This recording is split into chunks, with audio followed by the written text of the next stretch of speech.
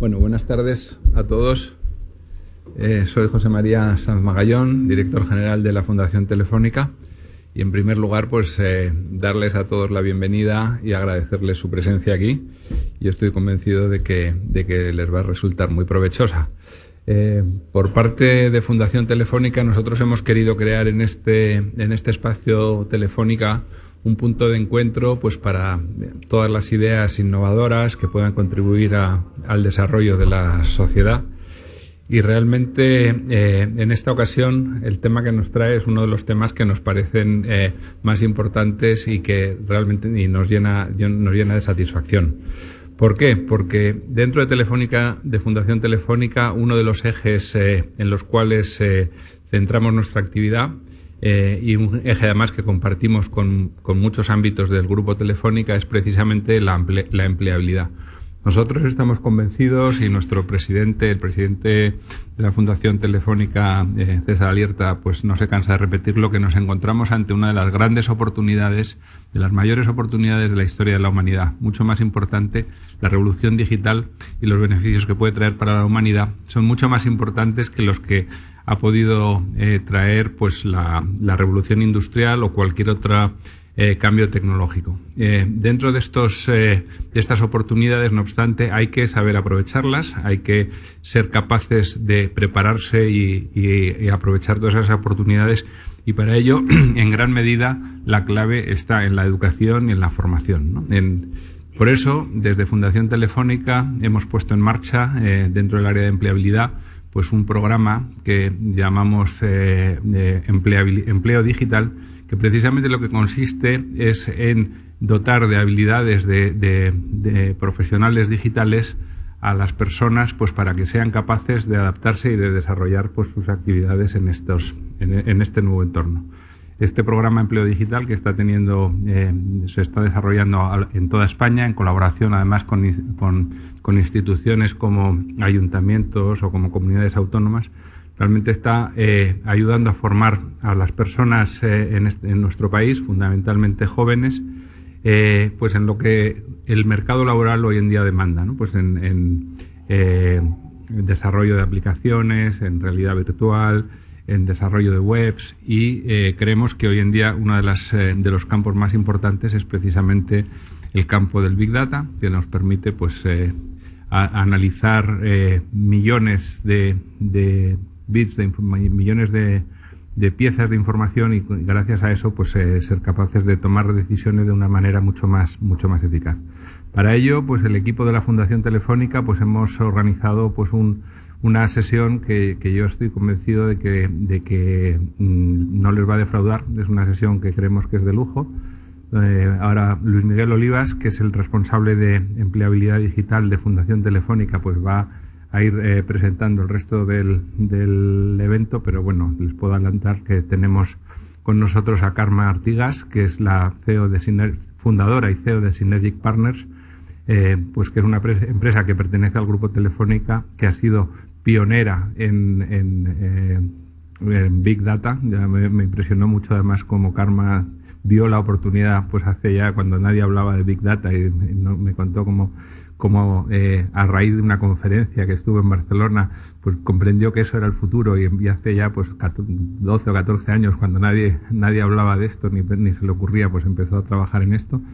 Contaremos también con la responsable de Big Data para Telefónica, la responsable global para el Grupo Telefónica, que es Elena Gil, que es también otra persona pues con una amplia trayectoria en el sector y con una amplia experiencia en el mundo digital, y con la persona responsable de transformación digital de Fundación Telefónica, que es Lucila Valarino. Y como ellas son realmente las protagonistas y las importantes, yo no quiero ya entretenerles más, y le dejo entonces a Luis Miguel Olivas, que ya va a ir introduciendo y empezando con el resto de la sesión. Muchísimas gracias, y espero y estoy convencido de que lo van a disfrutar. Gracias.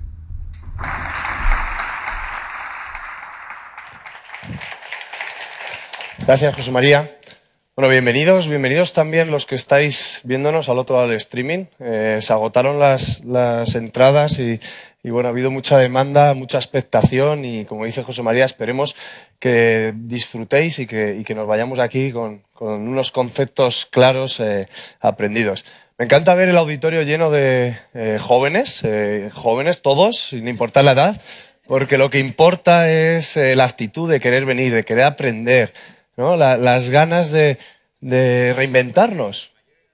No, es que César estaba diciendo que las ganas de querer aprender te hacen estar aquí también, y eso es un joven. Bueno, lo que quería decir hoy, básicamente, ¿por qué estamos aquí, no? Son muchos de vosotros y vosotras seguro que habéis tenido dificultades a la hora de encontrar trabajo. Tenemos todas esas cifras que dicen los periódicos, casi un 40% de tasa de desempleo juvenil. España es uno de los países con la mayor tasa de paro de Europa, etcétera, ¿no? Que nos generan frustración, nos generan desmotivación. Pero por otro lado encontramos muchas otras noticias, y como decía hoy nuestro presidente César, 400.000 puestos de trabajo se han quedado sin cubrir, ¿no? ¿Por qué? Porque no había perfiles adecuados, ¿no? Fijaros, a ver. Mirad estas dos fotos. A ver, mis compis. ¿Sí? Vale. Bueno, mirad esas dos fotos. Esas dos fotos, ya os he dado la pista, algunos, si ha estado hábil, lo ha visto. Esas dos fotos son muy significativas. Si yo os pregunto cuáles son las grandes diferencias, no lo voy a hacer por no dilatarme más en el tiempo, pero me diréis, bueno, una está en color más azul, otra blanco y negro, una hay más chicos, otra hay más chicas, unos parece que están más concentrados que otros, pero la gran diferencia de esas dos fotos es en una universidad. La gran diferencia son 35 años. 35 años en los que el sistema educativo sigue aportando al mercado laboral perfiles que las empresas no están demandando. O me he dicho de otra forma, no está siendo capaz con unos tiempos ágiles de reinventarse y de poner al servicio del mercado los perfiles que necesitan. Y por ello creamos hace 2 años desde Telefónica, empezó con nuestros compañeros de viaje Telefónica Educación Digital, una empresa experta en todo lo que tiene que ver la educación digital y por tanto en el ámbito de la empleabilidad digital, empezamos un camino apasionante, un camino en el que decidimos formar a jóvenes como vosotros que no teníais esas competencias y esas habilidades y no teníais ese puesto de trabajo que todos necesitamos, y os formamos en una forma muy intensiva para ocupar uno de esos perfiles digitales que están demandando las empresas. Como decía José María, desde expertos en ciberseguridad, programación de videojuegos, aplicaciones móviles, Big Data, que es un poco también a lo que estamos aquí. ¿Por qué? Porque además tenemos la suerte de Telefónica de tener Synergy Partners, uno de nuestros partners también, uno de nuestros colaboradores del proyecto, expertos en todo lo que tiene que ver con Big Data. Y acabamos de crear unos itinerarios, y es lo que habéis podido ver en la web. Si os metéis en la web de Fundación tenéis toda la información. Acabamos de crear 3 itinerarios, 3 perfiles: procesamiento de datos, visualización de datos y otro Big Data más orientado al negocio, que os están esperando a que os apuntéis, a que si nos veis desde otro lado también, no solo en Madrid, vamos a estar en Reus, vamos a estar en Sevilla. Vamos a hacer un total de 15 cursos en torno del Big Data para que ocupéis y seáis capaces de ser uno de esos perfiles que están demandando. Esto es cuestión, nosotros de Fundación Telefónica consideramos que tenemos que poneros a vuestra disposición las herramientas. Sois vosotros los que estáis ahí, los que con vuestra actitud de reinventaros, de cambiar vuestros perfiles, vais a poder aprovecharlas. No quiero extenderme más. Gracias por venir, espero que disfrutéis de una gran tarde y esperamos de alguna forma que sea participativa, dinámica, que preguntéis todo lo que tengáis, que no os vayáis con dudas y que aprovechéis al máximo estas 3 expertas que luego vais a tener en el panel. Gracias. No hay aplausos. Aplausos a los importantes. Voy a presentar, ya lo ha dicho José María, Karma Artigas, CEO de Synergy Partners. Es una apasionada del Big Data, ingeniera química y en cambio experta en el sector de las telecomunicaciones. Y os puedo decir una cosa de ella, no os va a dejar indiferentes. Aprovechar toda la energía que transmite, porque realmente no os vais a olvidar de su charla en mucho tiempo. Adelante, Karma. Gracias. Bueno, con la presentación me has puesto el listón muy alto, a ver si cumplimos las expectativas. Bueno, en primer lugar, muchísimas gracias por invitarme a estar aquí con vosotros. Es un privilegio tener esta audiencia de gente que está interesada en una temática que cada vez es más actual, pero que no deja de ser compleja, ¿no? Y aquí felicitar la iniciativa de la Fundación en poder pues acercar el Big Data a tanta gente y en atreverse a definir estos nuevos itinerarios profesionales que espero que después de la sesión de hoy entendáis un poco más y sobre todo entendáis las claves de por qué Big Data es algo que va a transformar realmente muchas industrias y, por qué no, vuestra manera de vivir. Y por eso lo hemos titulado Big Data, Big Opportunities. El título es en inglés, pero la conferencia va a ser en español, pero queda más chulo, ¿no? Arrima con el Big Data. Y supongo que todos habéis oído hablar de lo que es Big Data, pero no todo el mundo. Yo siempre digo que el subtítulo de esta sesión es todo lo que usted quisiera saber de Big Data, pero nunca se atreve a preguntar. Con lo cual, hombre, si tenéis alguna pregunta que os arde durante la sesión, levantáis la mano y después tenemos también un coloquio que será muy ameno pues, con Elena y con Lula para poder resolver otras dudas, ¿no? Por tanto, voy a estructurar la sesión de hoy en 4 bloques. El primero es entender cuál es esta nueva realidad. Y fijaros que si existe Big Data hoy, es por vuestra culpa. ¿Por qué? Porque sois seres digitales. Estáis permanentemente conectados. Yo que tengo una edad más que la mayoría de vosotros, yo aún viajaba y cuando yo llegaba a un país llamaba a mi madre por una cabina de teléfonos, ¿no? Ahora todos hablamos o por WhatsApp o por móvil, más por WhatsApp cada vez, ¿no? Antes teníamos un billete físico que incluso pagábamos para costes de emisión, nos daban un billete físico. Ahora ya no solamente es un billete virtual, sino que ya vamos con el QR, ¿no? Ya ni tan solo imprimimos el billete en casa. Por supuesto, antes, pues cuando teníamos los tiempos muertos de espera, leíamos libros y ahora estamos locos buscando una wifi, ¿no? Y por supuesto, visitábamos un edificio como el Coliseum y nos entreteníamos visitarlo y ahora lo que estamos locos es para hacer el selfie, ¿no? Y hacemos más selfies a lo largo del día de los que somos capaces de luego revisar y procesar. Por lo tanto, realmente nuestra vida es totalmente digital. Desde Telefónica tenemos unas cifras tremendamente relevantes. Sabemos ya que España es el país más conectado de toda Europa, que el 19% de los usuarios utiliza 5 dispositivos o más conectados y que el 81% de los españoles que nos conectamos a Internet lo hacemos a través del móvil. Por tanto, están cambiando también nuestros hábitos de conectividad y también nuestros hábitos de consumo. De hecho, compramos 3 veces más desde aplicaciones móviles que desde las webs de Internet. Y no sé si alguno de estos os parece más familiar, pero lo que ocurre es que los que sois más jóvenes y los millennials, estos tienen lo que llamamos el fenómeno de la hiperadopción. Cada cosa nueva que sale se adopta masivamente con menos tiempo. Se adopta más rápida esa nueva generación tecnológica, hasta el punto de que 3 de cada 10 consultamos el móvil cada 10 minutos y no sé si alguno se siente reflejado en que en los primeros 5 minutos después de adelantarse, casi que conectas el móvil antes de ir al baño. No sé si alguno lo hace. Que levante la mano quien incluso entre el camino de la cama al baño ya ha visto el móvil. O sea, o porque ha parado el despertador o porque ha consultado el email, ¿no? Los emails. Estamos hiperconectados. Y de hecho, esto también es una encuesta muy interesante, el 70% de los jóvenes preferís perder la cartera a perder el móvil. ¿No? Suena familiar. ¿Pero qué ocurre? Eso es lo que llamamos el Internet de las personas. Pero existe otro mundo cada vez más importante que es el Internet de las cosas. Las conexiones de Internet no van a ser ya a partir de ahora, lo masivo no va a ser la conexión hombre-máquina, el hombre con el ordenador, el hombre con el móvil, el hombre de las redes sociales, sino que cada vez más van a existir conexiones máquina-máquina. Todos y cada uno de los dispositivos que nos diríamos, alrededor de nuestra vida cotidiana, van a estar conectados, van a ser un sensor conectado en la red. Y de hecho, la gran explosión de datos masiva va a venir por los datos conectados de las máquinas, el Internet of Things, más que las personas. Y de hecho, ya se está estipulando que en el año 2024 va a haber 26.000 millones de conexiones a Internet por parte de máquinas, ¿no?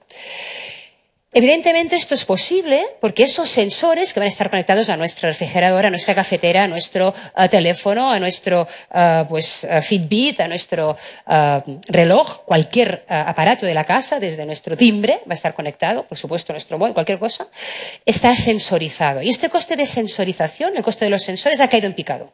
Y esto es lo que está favoreciendo es una pues, distribución masiva de esta capacidad de sensorización y de conexión. Y por tanto las organizaciones, sobre todo industriales, las empresas, apuestan por la IoT para sensorizar también sus máquinas, sus procesos industriales y utilizar Big Data también para mejorar la eficiencia de sus procesos. Por lo tanto, cuando hablamos de Big Data, realmente estamos hablando de una proliferación masiva de datos que tienen su origen tanto en las interacciones que hacemos las personas como también en las interacciones que hacemos las máquinas. Todo esto lo ha facilitado la caída en picado, como os decía, del coste de la banda ancha, de la conectividad, del coste del procesamiento y del coste también del almacenamiento. Y de hecho, un poco si vemos el paradigma de qué costaba lanzar o crear una startup, una compañía tecnológica el año 2000, pues como mínimo tenía que levantar 5 millones de euros. Luego, gracias a la cloud, la gente no tenía que invertir en IT, en infraestructura, sino que podía alquilar una capacidad en la nube. Y se abarató a 500.000. Luego a 50.000 porque encima tenemos los software open source. Y ahora casi con 5.000 euros cualquier persona alquila un espacio de procesamiento, una nube de Amazon, monta una startup con una capacidad de cálculo y procesamiento 10 veces más que el ordenador que tenía el FBI hace 20 años. Por lo tanto, para mí Big Data tiene que ver con la democratización masiva del procesamiento a bajo coste. Si esto no estuviera así de barato, no estaríamos hablando hoy. Porque solo la NASA, la CIA, el FBI y la Agencia Meteorológica de Estados Unidos se podría pagar el super mega ordenador capaz de procesar Big Data. Y si estamos hablando hoy es porque esto está accesible y porque está al alcance de todos. ¿De acuerdo? Por tanto, para mí, Big Data es justamente eso, la democratización masiva del procesamiento de datos a bajo coste, con un elemento fundamental. Por primera vez, un cambio cuantitativo, es decir, la cantidad de datos que somos capaces de procesar, nos lleva a un salto cualitativo, que es la capacidad de cosas nuevas que somos capaces de descubrir. Por hecho que debemos mezclar tantos datos juntos y no nos importa lo que cueste procesarlos ni lo que nos cueste almacenar, somos capaces de tener muchísima más información y, por lo tanto, detectar cosas que antes no veíamos. Un ejemplo, ¿cuál es la información que una tienda física, una tienda de ropa, tenía o capturaba pues, de ese espacio? Pues básicamente pues, lo que facturaba la caja y como mucho pues, las fichas de los empleados, la ficha del producto de proveedor. Os voy a pasar una imagen de todos los datos que podemos capturar en el sector retail. En una tienda podemos capturar toda la información de sus clientes, de sus tarjetas de compra, de su fidelización, de los SMS que les enviamos, de su comportamiento en la tienda, de su geolocalización, de lo que hacen nuestros call centers, de sus emails. También podemos, evidentemente, sacar datos de todo el proceso de suministro, ¿no? De dónde viene la prenda, la logística, dónde la almacenamos, dónde se ha producido, los recibos, la información. Pero luego tenemos toda la información online, lo que tenemos en nuestra tienda web, las interacciones que tenemos con nuestro Twitter, con nuestro Facebook, con nuestra página. ¿Y por qué no? ¿Por qué no ponemos sensores en nuestra tienda y vemos por dónde pasa la gente? ¿Por qué no ponemos sensores en los productos y veremos qué compra la gente y con qué lo combina? Hay un cliente nuestro, que es una compañía de cosmética, que aún no se ha lanzado, está en secreto, y le estamos diseñando todo su plan de Big Data para que desde el día 1 sea una compañía 100% digital y 100% de datos. Y están poniendo sensores, las chicas me vais a entender, en los pintalabios, en las sombras de ojos y en los coloretes. De manera que van a ver quién combina qué color de pintalabios con qué color de sombra de ojos y con qué colorete. Y de hecho tendrás una aplicación móvil donde tendrás una foto, un selfie, y en función de que vas vestida te va a proponer qué maquillaje tienes de comprar hoy. ¿Esto es una compañía? Sí, claro. No sé mucho, pero me han dicho que tráfico genera el 5G. No hay ningún supercomputador.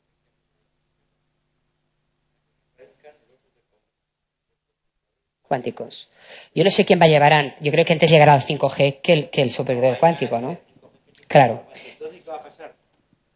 ¿A nivel de qué? ¿De ciberseguridad o de procesamiento? ¿De procesamiento? Ningún problema, porque una cosa de lo que estás hablando tú es de la velocidad de la conexión y la velocidad de transmisión de esos datos. Pero nosotros no capturamos los datos mientras se están moviendo.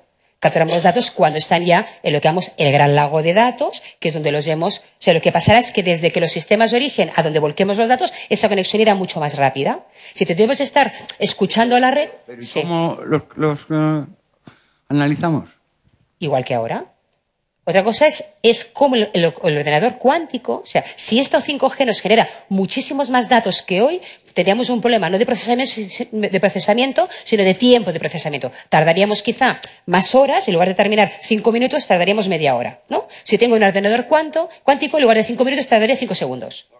¿vale? Es un tema de velocidad y de equilibrio. Pero yo creo que de aquí a que salga 5G, seguramente la industria de Big Data también habrá avanzado tanto como para seguir el ritmo, probablemente. Pero realmente no es un problema de velocidad, es un problema de variedad. De hecho, cuando hablamos de Big Data, hablamos de las 3 Vs, ¿no? Y lo has dicho muy bien. La V de volumen de datos, la V de variedad de datos, cuántas fuentes distintas podemos tener, y la V de velocidad. Pero velocidad en cuanto al tiempo de análisis, si algo le estamos utilizando cuando ya ha ocurrido o lo podemos estar monitorizando a tiempo real. Y aquí esto es sencillamente un ejemplo de cómo un sector tan tradicional, que puede ser una tienda de electrodomésticos, puede tener una fuente inacabable de información de todo tipo. ¿Qué ocurría? Hasta ahora, la tecnología que tenemos... Cuando la óptica cuántica haga que la transmisión de datos sea a través de la luz, ¿cómo lo vamos a...? Va a haber una transmisión de datos, bueno, que yo ni me la figuro, ¿eh? ¿Qué va a pasar? ¿Qué va a pasar? ¿Con qué? Cuando la transmisión no sea ni por la fibra ni por la red, sino sea a través de la luz, a través de la óptica cuántica. ¿Cómo se va a poder analizar eso? A ver, hoy en día... Perdona por el rollo. Pues tampoco lo sé, porque yo no soy experta en cuántica. Siempre preguntaré a Ignacio Cirac, que está de consejo de Telefónica y es doctor de física cuántica de Max Planck. ¿Qué más sabe? Sí, pero lo que quiero decir, hoy en día tú analizas los datos, independientemente que te vengan por la cable, por la wifi o por la fibra óptica. ¿Sabes por cómo? Oye, perdona que te interrumpa. Teletransportados tampoco pasa Carmen, nada. perdona que te interrumpa. ¿Sabes cómo me he hecho yo popular con mis sobrinos nietos? ¿No? Diciéndoles que van a ir a Marte en 25 años a través de la luz. ¿Te vas a teletransportar? Claro, y me dicen, tío, en el colegio lo he contado y me dicen que no. Oye, que me lo ha dicho uno que sabe mucho que se llama Cirac. ¿Es verdad o no? Es verdad lo del gato que está vivo y muerto a la vez. Vale, perdona por el rollo, Bueno, aquí lo importante, yo creo que, como dices tú, las comunicaciones van a avanzar, pero diríamos que el ritmo tecnológico de avance de las comunicaciones no tiene que ver con el avance de Big Data. Big Data tiene que ver cómo a partir de esos datos se generen, de dónde se generen, por los medios que se generen y por lo rápido o lento que se generen, al final llegan a un sitio donde tú eres capaz de verlos, procesarlos y, sobre todo, una cosa muy importante, detectar comportamientos. Porque lo que nos importa de Big Data no solamente es de dónde vienen los datos. En primer lugar, ahora somos capaces de procesar cosas que antes no éramos capaces. Toda la informática de los últimos 25 años solo nos ha permitido procesar lo que llamamos la información estructurada, es decir, unos y ceros, filas y columnas en una base de datos relacional o en una hoja Excel. No podemos procesar imágenes, no podemos procesar voz, ni podemos procesar hasta ahora los logs de navegación de tu web, ni las interacciones máquina a máquina. Eso es lo que permite Big Data, tratar todo este tipo de información tan dispersa de la misma manera que la informática tradicional ha sido capaz en los últimos 5 años de procesar las hojas Excel o las bases de datos. Por lo tanto, para mí lo importante de Big Data es que gracias a este salto cuantitativo, gracias al procesamiento de esta capacidad dispersa de información, somos capaces de detectar cosas nuevas, nuevas interacciones, nuevos tipos de datos, nuevas tecnologías, descubrir nuevos comportamientos que a la vez nos permiten descubrir nuevas oportunidades de generación de productos y servicios y, por lo tanto, nuevas oportunidades y modelos de negocio. Y es por eso que yo digo que Big Data, más que ser algo tecnológico, es algo que debe liderar negocio. A veces me gano algún enemigo diciendo eso. Porque ya que resulta que IT no pinta nada, no, claro que pinta muchísimo IT. IT tiene de poder disponibilizar los datos de la organización. Pero lo importante no es qué es Big Data, sino para qué sirve Big Data. Eso es lo más importante. Y para decidir para qué sirve Big Data, quien lo va a utilizar tiene mucho que decir, ¿no? Y al final Big Data se resume para mí, después de muchos años de experiencia, en estos 3 ejes. O bien Big Data nos ayuda a generar nuevas fuentes de ingresos, o bien Big Data nos ayuda a mejorar la eficiencia operativa, o bien Big Data nos ayuda a prevenir y predecir el fraude y el riesgo. Y cualquier industria, cualquier sector, tiene un caso de uso que se puede encajar en uno de estos 3 ejes. ¿Por qué Big Data nos ayuda a generar nuevas fuentes de ingresos? Gracias a la personalización. Big Data nos permite conocer mucho más a nuestros clientes, porque aparte de ser ese señor desconocido que me entra en la tienda, si lo tengo registrado en una tarjeta de fidelización, puedo saber si luego me ha comprado por Internet. Y puedo vincular una serie de información interna y externa a su perfil de consumidor. Cuando yo voy por Amazon y navego y me hace un motor de recomendación y me dice, los clientes que han comprado este libro también han comprado este CD, detrás está Big Data. Big Data está detrás de cada una de nuestras recomendaciones automáticas. ¿De acuerdo? Por tanto, Big Data tiene que ver con la personalización de los productos y servicios. De hecho, se está diciendo que nunca más va a existir un precio único para las cosas. ¿Cuánto vale una botella de agua? Pues depende. Igual vale 50 céntimos para ti porque no eres un cliente y te quiero conseguir de cliente, o le cobro 2 euros a Lula porque sé que se lo puede pagar. Y al final, muchos de nuestros clientes les interesa distinguir cuáles son aquellos clientes de alto valor, aquellos clientes capaces de pagar más por algo porque es personalizado. ¿Vale? Otro ámbito muy importante es el caso de la eficiencia operativa. Cómo Big Data nos ayuda a tomar mejores decisiones. Decisiones a tiempo real, decisiones basadas en datos, no en intuiciones, no en lo que siempre ha ocurrido, decisiones contrastadas con muchísimas fuentes. Y, por supuesto, cada vez más, el impacto que esto va a tener en la mejora de la eficiencia de los procesos productivos y en lo que hoy llamamos la industria 4.0, que es justamente el cruce del Big Data con el Internet de las cosas para mejorar la industria. Y, ¿por qué no?, la parte de prevención y predicción de fraude y el riesgo, predicción de los ataques de seguridad medioambiental, predicción de fallos de red, mantenimiento predictivo, etcétera, etcétera. Y esto aplica absolutamente a todos los sectores. Por lo tanto, realmente Big Data, si estamos hablando hoy, es porque es el tema principal de preocupación en las mesas de los órganos de dirección de todas las compañías. ¿Cómo utilizamos Big Data para ser más eficientes? ¿Cómo utilizamos Big Data para fidelizar más a mis clientes y no se me vayan a la competencia? ¿Cómo utilizamos Big Data para prevenir fallos, errores y fraude? ¿Vale? ¿Hasta aquí bien? Es importante Big Data. Por lo tanto, no es solamente una invención tecnológica. Y lo vamos a ver. Ejemplos. Cómo Big Data nos cambia y nos disrupte muchos de los sectores conocidos. En banca y seguros, por ejemplo, Big Data se utiliza muchísimo en lo que ha sido el conocimiento del cliente, inicialmente en la prevención y predicción del fraude, y también nosotros tenemos ejemplos de, antes de lanzar una tarjeta de crédito, saber a qué cliente le tienes de enviar esa tarjeta de crédito, por qué una y no otra, por qué canal, y qué propensión que decimos a la compra va a tener tal producto. Y antes de lanzar una campaña, saber a qué personas se lo has de enviar en casa la tarjeta prepagada, a quién les de enviar un SMS, a quién les de llamar por teléfono al director de oficina o quién es recibir una publicidad por Internet. Esto aplica a todos los sectores, prevención de la compra. Otro tema es esta vinculación del mundo físico al digital y, como lo estáis viendo también, en el sector bancario estamos viendo un cambio en el diseño de las oficinas. Para consultar el saldo tú ya no vas al banco, lo consultas desde el móvil. ¿Para qué vas al banco? Para encontrar un asesor financiero. Por tanto, el entorno que te está creando el banco ya no es un señor que va a rellenar la tarjeta, sino alguien que le asesore las finanzas personales. Y este cambio de concepto de relación con el cliente también tiene que ver con el espacio. Si somos capaces de crear un espacio que está datificado, que podemos ver las interacciones que hacen los clientes, los empleados, podemos mejorar también esa asistencia personalizada a ese banco, ¿no? Y quien habla de datificar una oficina, por supuesto, puede datificar una tienda. Y cada vez más en las tiendas, lo veremos después con casos que Elena contará de Luca, podemos interaccionar en aquello que hace el cliente, en qué momento compra, por qué compra y lo que busca. ¿De acuerdo? En el sector que decíamos, justamente de la distribución o de las tiendas más físicas, pues los Zaras, cualquier tipo de sector, pues podemos también casos de uso, como este caso que es de una importante cadena de alimentación, donde fuimos capaces de segmentar a sus clientes de ese supermercado en función de lo que los clientes comentaban en la red. Resulta que era un supermercado que tenía, por ejemplo, 20 supermercados en España. Y en todos los supermercados, independientemente de dónde estuvieran, tenían la misma oferta, tenían los mismos productos. El supermercado sabía que al largo de este barrio, el 60% de sus clientes tienen un perro o tienen un gato. Y no tenía una oferta de comida de gatos ni comida de perros. Con esto descubrimos que había determinados subsegmentos donde tenía de meter en el supermercado comida de perros y de gatos, porque sus clientes tenían perros y de gatos, porque lo comentaban por Facebook, por LinkedIn, por Twitter o por cualquier red social.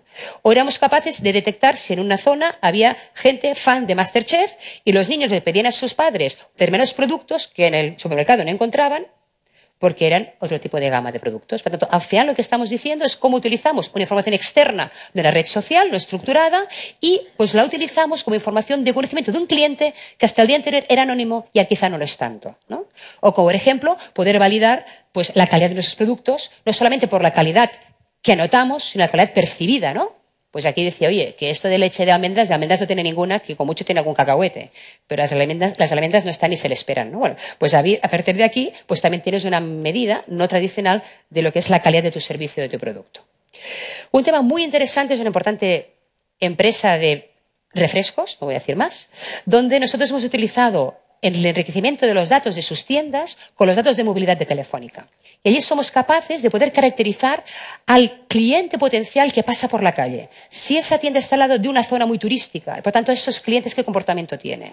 Y eso es un poco el valor añadido de lo que hacemos Telefónica a nuestros clientes, la capacidad de agregar datos anónimos, por supuesto, y de comportamiento para enriquecer y poder decidir pues campañas estratégicas de marketing, qué producto debe tener la tienda o qué campaña de promoción debe utilizar. Y esos son casos de uso de Big Data en el sector de retail. Pero también, como os he comentado, hay muchísimos casos cada vez más en la industria y en los servicios, desde cómo mejoramos la cadena logística para poder procesar y mejorar los stocks a tiempo real.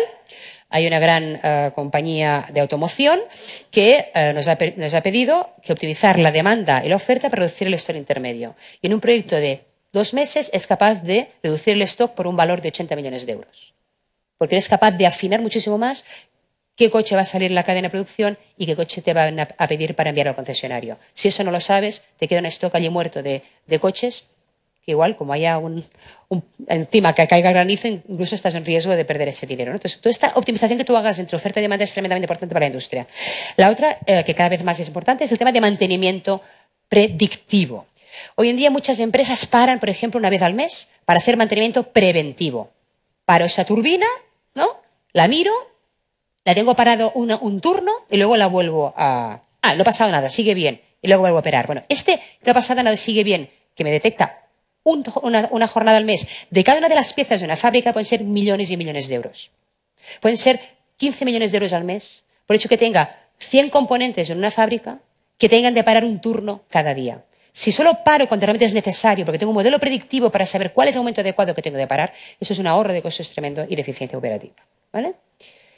Y luego en el sector público, que significa pues todas las administraciones públicas, la gestión de las ciudades, la planificación urbana y también, ¿por qué no?, pues el mundo de la sanidad, ¿no? Toda la eficiencia que significa la atención a los clientes, la optimización de los servicios de urgencia, la planificación de las listas de espera, de las camas, de los equipos, predecir si va a haber o no una epidemia de gripe en un tiempo real para podernos dotar. Eso es un tema muy interesante. Sí. Sí, estamos colaborando. Quiero hacerte una pregunta. Primero agradecerte todo lo que me estás enseñando, ¿no? Pero la siguiente pregunta que yo te voy a hacerte entonces desde Profuturo. Nosotros tenemos, tú sabes que nuestra misión es dar oportunidad a los chicos en entornos vulnerables, África, así y demás, en el tema de la educación digital para transformar la vida de estos chicos. Y tenemos sistemas que instalamos que automáticamente nos remiten los datos de cada alumno. Sí. Eso significa que el próximo profesional que yo debo contratar tiene que ser un experto en Big Data. Es que lo vamos a ver aquí y un poco es el debate. Todo mundo va a tener de saber trabajar con datos. El profesional de Big Data, hay muchos y unos serán especializados en una cosa y en otros. Pero como el ABC, como el nuestro alfabeto, los datos van a ser el nuevo alfabeto. Y todos nos tenemos de alfabetizar en datos. Y eso es muy importante lo que estás diciendo tú. Con Profuturo estamos colaborando con Sofía en casos de uso. Estamos con la parte de Lula diseñando toda la estrategia de digitalización de la fundación y dando capacidades analíticas para que también el sector social se vea impactado positivamente de lo que Big Data puede aportar. Pero has anotado un tema muy interesante, que es el aprendizaje.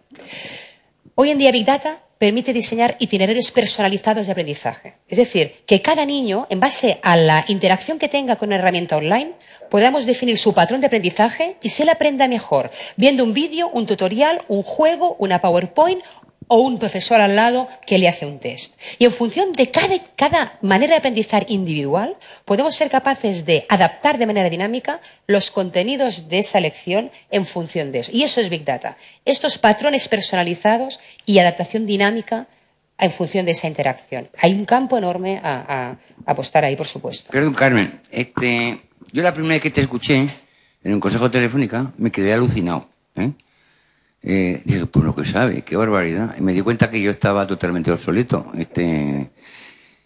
Pero me impactó también una cosa que me está chocando con lo que dices ahora, y no te voy a decir. Esta es una lista de las grandes empresas españolas que utilizaban esto, y eran 4 y el de la guitarra, Y estás hablando de una cosa que yo comparto totalmente, que no necesita todo el mundo. ¿Y por qué no lo hacen? Por desconocimiento. Y no quiero que expliques por qué, por desconocimiento. Porque les convendría a todos estar aquí, o sea, Te Estás apuntando un tema muy importante. Y os decía, Big Data necesita varias cosas. Primero, una tecnología que no existía hace 10 años. Ahora hace 10 años, 11 que fundamos la compañía. Big Data realmente empieza fuerte el año 2006, hace 11 años que Big Data existe. Por lo tanto, es una tecnología tremendamente madura.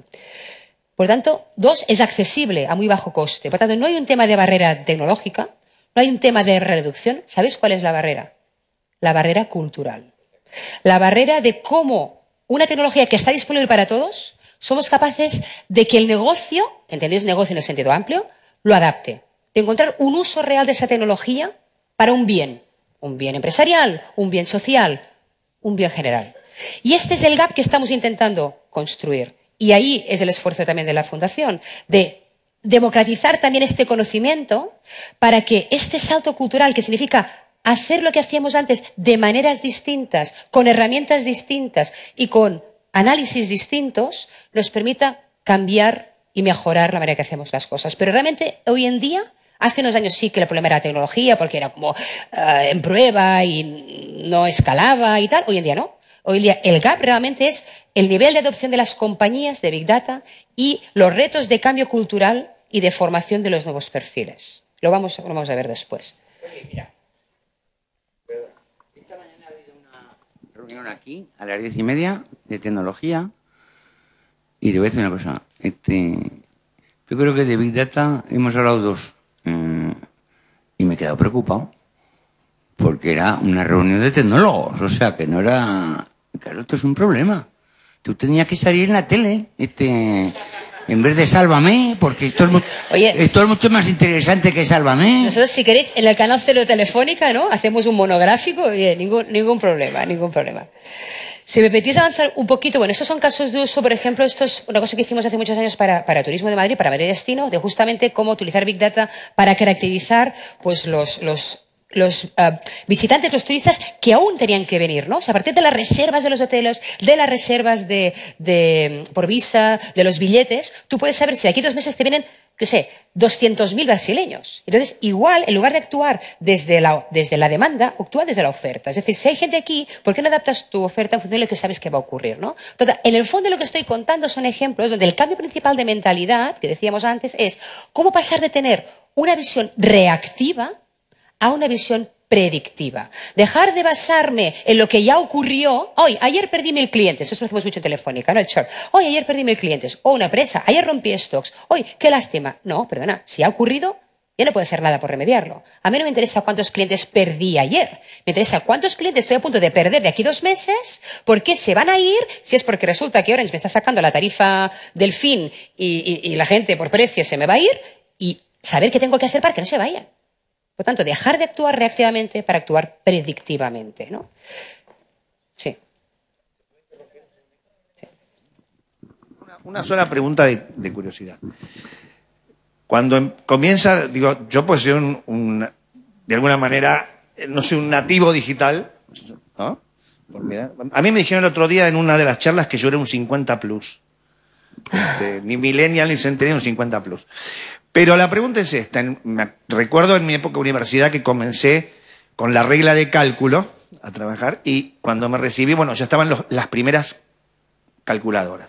Y se tardó un tiempo en adaptarse a esa nueva cuestión digital y tecnología.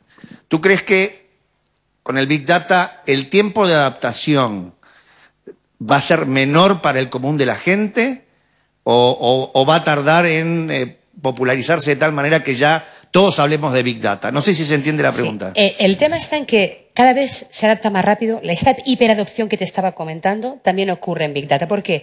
Porque a la medida que vas adaptando, las cosas se van haciendo más fáciles y la siguiente generación ya tiene como descontadas muchas cosas. Es decir, que el primero que innova te pone el nivel tan alto que el siguiente se tiene que adaptar porque si no, tú no estás acostumbrado. Es como digo yo, cada vez que sale una primera versión de un programa de ordenador, lo peor es ser el beta tester, ¿no? O sea, espérate que madure para que luego ya vendré yo y ya compraré ese programa, ¿no? Luego os pondré un caso de cómo una compañía como AliExpress es capaz de sustituir la web tradicional por una web por una foto. Pero lo que estamos haciendo es que la parte de Big Data va a quedar un poco en el back office, ¿no? Lo que el usuario va a ver es las aplicaciones encima de Big Data. Y esas van a ser tremendamente intuitivas, tremendamente naturales y cada vez más, gracias a Big Data, próximas al lenguaje natural y próximas a la interacción humana, ¿no? Sí, justamente Big Data nos acerca al mundo de la inteligencia artificial y el mundo de acercarse más a humanizar la tecnología. Big Data nos permite humanizar la tecnología. Esto lo vamos a ver.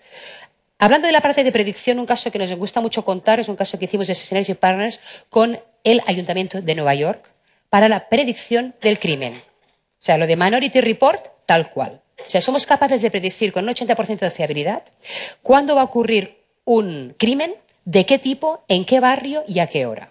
Y eso permite predecir y, por lo tanto, poder planificar mejor las rutas de la policía de Nueva York. Eso lo hicimos única y exclusivamente con datos abiertos, con datos open source publicados. Cuando le enseñamos esto al Ayuntamiento de Nueva York, lo hicimos en colaboración con la Universidad de Columbia, de la cual somos partners, nos dijeron, ¿cómo? Esto lo habéis conseguido con datos abiertos, tranquilos, yo os pago una segunda fase y ahora accedéis a los datos de la policía. Quiero decir que eso es tremendamente potente. Y ahí lo que descubrieron cosas tan curiosas como que la mayor tasa de criminalidad está de 3 a 4 de la tarde en la calle, no en la casa por la noche, de 3 a 4 por la tarde. Entonces, todas estas cosas son cosas que a veces tú intuyes y no tienes datos numéricos que corroboren tus intuiciones y a veces intuiciones son totalmente erróneas. Por lo tanto, lo que es importante de Big Data es que aquellas decisiones que tomemos, las tomemos basadas en datos, ¿no? Eso también... un ejemplo, 3 ejemplos muy breves de cómo Big Data, aparte del sector industrial, también afecta a otros sectores, al sector terciario, al sector social, como vemos con la Fundación en su transformación digital, y también, ¿por qué no?, al mundo del deporte. Nosotros hicimos un proyecto con Sierra Nevada de caracterización de los perfiles de los esquiadores a partir de los datos de comportamiento de pistas y de los pasos por remonte. Pero, Elena, espero que luego puedas contar un poco más en detalle el proyecto que desde el área de Luca... Colaboras con la Universidad de Columbia, ¿de acuerdo? Sí. Yo estoy en el board de la Business School, ¿de acuerdo? Y en la última reunión le dije al decano, oiga, siguen explicando estos años lo mismo que me explicaban a mí en el año 69 y 70. A ver si vas y cambias el currículum de la escuela, porque está totalmente anticuado. No me pidas tanto. Oye. Entonces, trabajamos con el Instituto de Ciencia de Datos, que es un instituto multidisciplinar que agrega 9 ¿Me facultades y una permites área económica. que en el próximo board de la Business School le diga al decano que hable contigo? Sí, encantada. Yo. Porque los chavales... Pero no me metes en muchos líos, ¿eh, César? No. Le decía que espero que Elena nos cuente en detalle un proyecto espectacular que se hizo desde el área de Luca para mejorar el rendimiento del equipo Movistar, el Movistar Team, gracias a Big Data y analizar el comportamiento de los ciclistas y cómo distintos comportamientos, ¿no?, de entrenamiento y de alimentación mejoraban a unos o a otros, ¿no? Y también yo creo que también es muy interesante un caso que lo que llamamos el Big Data for Social Good, que es estos casos que estamos comentando, como lo que hacemos con Profuturo, como con Fundación Telefónica, y cómo el Big Data realmente puede ayudar a mejorar pues objetivos de sostenibilidad mundiales de las Naciones Unidas, en este caso, pues el tiempo de respuesta de un desastre natural porque es capaz de anticiparlo o predecirlo. Por lo tanto, realmente Big Data no solamente es algo que tiene una aplicación industrial, tiene cada vez más una aplicación social. Muy bien. Hemos hablado de la Big Data. Big Data como paradigma de lo que es el procesamiento masivo de datos y cómo este procesamiento masivo nos conduce a detectar unos patrones de comportamiento que nos permite predecir cosas y gracias a predecir cosas podemos cambiar nuestra manera de actuar. Pero esto está avanzando a una velocidad tan vertiginosa que lo que nos encontramos es que gracias a Big Data y a la evolución cada vez más constante de esta capacidad de procesamiento masiva, cada vez los chips son más baratos, las unidades de cálculo, las CPUs, procesan más rápido y a menos coste, que estamos viendo lo que es la emergencia de una manera rapidísima de todas esas tecnologías asociadas a la inteligencia artificial. El deep learning, el machine learning, el lenguaje natural y el reconocimiento de la imagen. ¿Cómo os puedo explicar eso de manera sencilla? Fijaros, hasta ahora las máquinas hacían una cosa que siempre han hecho mejor que los hombres, que es procesar, calcular cosas muy complejas en poco tiempo. Esto las máquinas siempre lo han hecho mejor, ¿no? Pero había 3 cosas que los humanos hacíamos mejor que las máquinas, que era identificar imágenes, identificar textos, identificar voz. ¿Sí? Hasta ahora. Hasta ahora. La inteligencia artificial realmente lo que permite es utilizar capacidades exponenciales de procesamiento para desarrollar modelos predictivos muy sofisticados que emulan las redes neuronales de nuestro cerebro y permiten avanzar de una manera drástica en el reconocimiento de estas tres patas. Y ha sido el gran salto cuantitativo del desarrollo de la inteligencia artificial. El reconocimiento de las imágenes, el reconocimiento del lenguaje natural y el reconocimiento de los textos, ¿vale? De hecho, hay muchísimos casos que hoy ya conocemos donde detrás está la inteligencia artificial. El caso más emblemático es el coche autónomo, ¿no? Habéis oído hablar del coche autopilotado o del coche autónomo, ¿no? El coche autónomo hasta el punto que hoy en día existe, pues en Singapur, taxis que funcionan sin conductor. Pero fijaros, el coche autónomo es un ejemplo de cómo una disrupción tecnológica de un sector que no tiene nada que ver disrupte otro sector ortogonal. ¿Quién le hubiera dicho a General Motors que su competidor no era Ford o no era Honda, sino que era Google? Porque Google lanza el Google Car y lo lanza Tesla.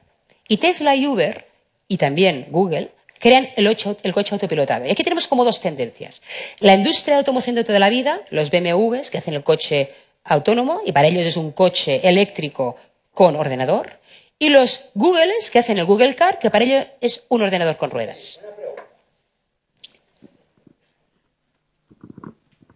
La industria del automóvil europea se quedó dormida mientras los Google y tal. Pero ahora se han puesto las pilas, Volkswagen, y a mí me dicen, y te pregunto, bueno, dentro de 2 años abrimos más que Google del tema este de la inteligencia artificial y nos los cepillaremos. ¿Tú crees que...? Google ha renunciado a competir. Es decir, Google lanza Google Car, hay dos modelos que decía, hay dos visiones, fijaros. Para la industria tecnológica, un coche autónomo es un ordenador con ruedas. Para la industria automovilística, un coche autónomo es un coche con ordenador. ¿Cuál es la diferencia? ¿Cuál es la diferencia entre un ordenador con ruedas y un coche con ordenador? La experiencia del usuario. En un coche con ordenador, en un BMW eléctrico autopilotado, yo tengo mi volante, tengo lo que me consume, la velocidad promedio, tengo las marchas. En un Google Car es un coche pelado, donde no me importa qué velocidad va, a qué consumo, si gasto más o gasto menos, ni a qué revoluciones. Yo entro con mis bits, con mi ordenador, y lo que espero es que sea una extensión o de mi tiempo de ocio o una extensión de mi tiempo de trabajo. Por tanto, lo que estamos aquí enfrentando son dos visiones de la experiencia del usuario. Detrás de todo eso hay algoritmos de inteligencia artificial que son capaces de detectar la posición a tiempo real y tomar decisiones a tiempo real. Y lo que está pasando ahora es que toda la inteligencia que ha desarrollado Google ahora la pone al servicio de la industria de automoción. Pero la industria de automoción es para explicarte que ¿quién le hubiera dicho a la industria de automoción que quien competía era una empresa tecnológica? ¿Por qué? Porque todos son empresas de datos, porque todos son empresas de plataformas. Y al final lo de menos es quién haga ese coche. ¿Lo veis? Y detrás del coche autónomo es un ejemplo muy interesante, no solo de disrupción ortogonal de las industrias, sino de retos éticos que nos plantea el Big Data. Porque hay un caso muy interesante, no sé si suele la foto después, no la hemos quitado. Hay un dibujo muy interesante donde dice, ¿qué hará un coche autónomo en esta situación? Imaginaros un coche autónomo que tiene 5 pasajeros y ve delante un paso cebra con 5 peatones. Y el coche ya sabe que no tiene tiempo a frenar. Y tiene que tomar una decisión. No frena y mata a los pasajeros, o se estrella contra el muro, no frena y mata a los peatones, o se estrella contra un muro y mata a esos pasajeros. ¿Quién toma esta decisión? Es decir, ¿quién programa a ese ordenador para que tome esa decisión? ¿Dónde están los principios éticos y morales detrás de los algoritmos para que cuando tome esa decisión tome la misma decisión que tomaría un humano? No sé si algunos habéis visto la película Yo Robot de Will Smith, donde en los primeros 5 minutos marca el personaje. Resulta que Will Smith iba en coche con una niña pequeña, estrella su coche en un río, cae al fondo del río y hay un robot que se lanza en el río para salvarlos. En ese momento que el robot está cayendo en el agua, el robot está haciendo cálculos a tiempo real. Está calculando las probabilidades de supervivencia de Will Smith y la niña pequeña. Y va el robot y salva a Will Smith. Salva a Will Smith. Porque por un 9% de posibilidades tiene más posibilidades de sobrevivir ese adulto que un niño pequeño. Pero un hombre nunca haría eso. Un hombre se lanzaría al agua y salvaría a la niña. Me es igual la probabilidad que tenga esa niña de sobrevivir y su capacidad torácica. Su potencial de valor humano es infinitamente superior al riesgo que tengo de que perezca. Esos son los retos y desafíos éticos que nos estamos encontrando en la inteligencia artificial. Y por eso es tan importante que entendamos sus retos. Porque no podemos dejar eso a libre albedrío de un desarrollador de software. Otra pregunta. Has hecho un tema espectacular, las redes neuronales, ¿no? Con el Big Data se está teniendo un conocimiento del funcionamiento de las redes neuronales que no, con el trial y tal no se entendía nadie. Y todo base en gracias al Big Data, ¿no? Y tengo entendido, no sé qué opinas tú, que la medicina del futuro todo va a ser a través de Big Data, ¿no? Y lo que se ve es que los ministerios de Sanidad no se gastan un duro en Big Data. ¿Por qué? Dos cosas aquí. Y además, eso, quiero que saber tu opinión sobre la posibilidad, por ejemplo, de curar enfermedades neurológicas a través del análisis de Big Data de las redes neuronales y ver dónde funcionan y no funcionan. Tú, Luis, tú me has hecho una encerrona hoy, ¿no? Porque estoy aquí en un interrogatorio tremendo. Bueno. No, porque yo quiero aprender. Pero se nos va a dar la noche. Dos cosas. Big Data os he contado la parte del procesamiento, pero Big Data permite la parte analítica, desarrollar lo que llamamos modelos analíticos, que llamamos de Machine Learning, que es de aprendizaje automático, los algoritmos predictivos, y lo más sofisticado, que es el Deep Learning y la inteligencia artificial. Son capas, diríamos, de más complejidad, que gracias a que todo cuesta menos y se procesa más rápido y hay mucha más capacidad de cálculo, podemos desarrollar modelos matemáticos mucho más complejos. El Deep Learning, lo que te decía, es que emula las redes neuronales del cerebro para poder, diríamos, descubrir patrones y hacer analítica predictiva. Pero igual que el cerebro, sabemos el input, sabemos el output, pero no entendemos mucho qué pasa entre medio. En los algoritmos de learning ocurre lo mismo. Sabemos cuáles son las reglas de entrada, los outputs de salida fiables, pero no terminamos de entender lo que ocurre. Otro ámbito que estabas comentando tú es cómo Big Data ayuda a la medicina. Y realmente es uno de los campos donde estás consiguiendo mayores éxitos y mayores avances. ¿Por qué? Por la medicina personalizada. ¿Por qué dos pacientes distintos de cáncer de mama, los dos necesitan 16 sesiones de quimioterapia? Igual uno necesita 13, otro necesita 17 y otro necesita 2. Pero por otro protocolo, que iguala todo al 90%, te obliga a que todo el mundo siga la misma terapia. Lo que permite la parte de Big Data aplicada a la medicina, y de hecho a nivel mundial el Monte Sinaí es uno de los hospitales más importantes que ha aplicado Big Data a nivel del diagnóstico y del tratamiento, es justamente eso. Detectar patrones personalizados y, por tanto, tratamientos personalizados y que esa persona pueda trabajar mejor. Pero también otra vez nos encontramos en un debate ético. Había un caso real de una detección de cáncer en el Monte Sinaí donde los matemáticos recomendaban un tratamiento y los médicos otro. Entonces ahí se está viendo un poco ese debate, ¿no? Bueno, ahí habría muchas cosas para comentar. El mundo de los drones también está relacionado. El tema de los drones no dejan de ser un sensor y podemos hacer pues, desde prevención de plagas, monitorización de cultivos. Por tanto, el mundo de la agricultura también es un mundo donde está entrando el Big Data y al final pues tenemos muchos casos donde podemos, por ejemplo, a través de una aplicación móvil detectar, por esta capacidad que tenemos incluso ya los ordenadores superiores a las personas, detectar imágenes. Es que os decía que hacíamos los hombres mejor, pues ya no. Ya una cámara puede detectar un cáncer de piel con una foto. Ya ve mejor el ojo de una máquina con inteligencia artificial que el ojo humano, ¿no? Y podemos incluso detectar la ceguera o, por ejemplo, utilizar, pues, lo que decías, ¿no? La Big Data, inteligencia artificial, para predecir tratamientos de cáncer no en meses, sino en horas, ¿no? O en días. Y este es un caso muy interesante, que es una especie de ONG donde se llama Geocosmo, donde cualquier persona del mundo, os animo que os registréis, puede registrar su móvil, bajarse una aplicación y automáticamente convierte su móvil en un sensor geodésico. Y por lo tanto podemos detectar, gracias a todos los móviles de todo el mundo, movimientos en los cambios eléctricos y magnéticos y anticipar los terremotos con 4 semanas de antelación. Si todas las personas del mundo tuviéramos un móvil registrado aquí, tenemos una red de sensores mundial con mayor capacidad de predicción, ¿vale? Pues estas son aplicaciones de todo esto. Pues muy bien.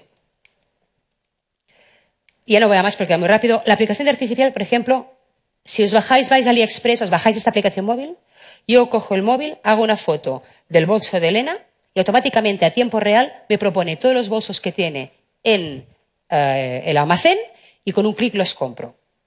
Si quiero comprar esta silla, haré una foto de esta silla y en menos de un segundo me aparecen todas las sillas iguales que tiene y lo podría comprar. ¿Qué tengo de hacer yo ahora? Me tengo de ir a la web de IKEA, coger un menú enorme, decir muebles, muebles de oficina, sillas con ruedas de color negro. Cuando yo en mi bolsillo soy capaz de hacer una foto y comprar, cualquiera hace lo contrario. Cualquiera me pide a mí que navegue ahora por una web de 5 apartados. Por lo tanto, el primero que lleva en la tecnología innova, te sube el listón tan arriba a nivel de interacción con el cliente que el sector no tiene nada más remedio que seguirlo. Por tanto, esto es el motivo por el cual está avanzando tan rápido, porque hace la interacción mucho más fácil, a través de una foto, a través de hablar con voz, luego lo veremos, ¿no? Y esto, por ejemplo, todo el tema de servicios activados con voz, pues es un hotel que ya existe, donde por supuesto, desde la cama, desde el hotel, puedes activar con voz cualquier servicio y, como no, pues lo que estamos haciendo desde el Grupo Telefónica, que es utilizar justamente la inteligencia artificial y el lenguaje natural para desarrollar una plataforma cognitiva que va a permitir que todos esos clientes interaccionen con todos los servicios de la compañía a través de la voz y del lenguaje natural. Esto es algo que luego contará Elena con detalle, pero ya estamos avanzando también en incorporar esta nueva interacción con nuestro cliente desde los chatbots a la inteligencia artificial y al lenguaje natural. ¿Vale?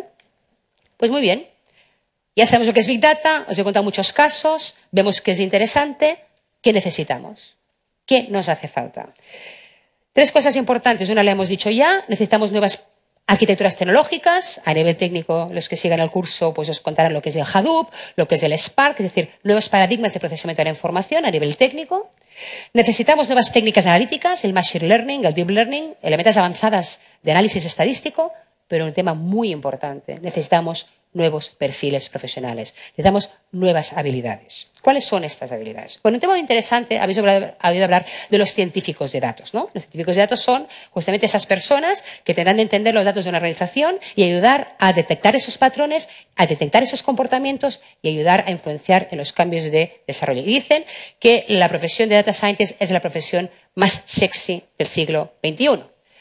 Yo se lo pregunto a mis data scientists de la compañía si ligan más, me dicen que de momento no he notado nada.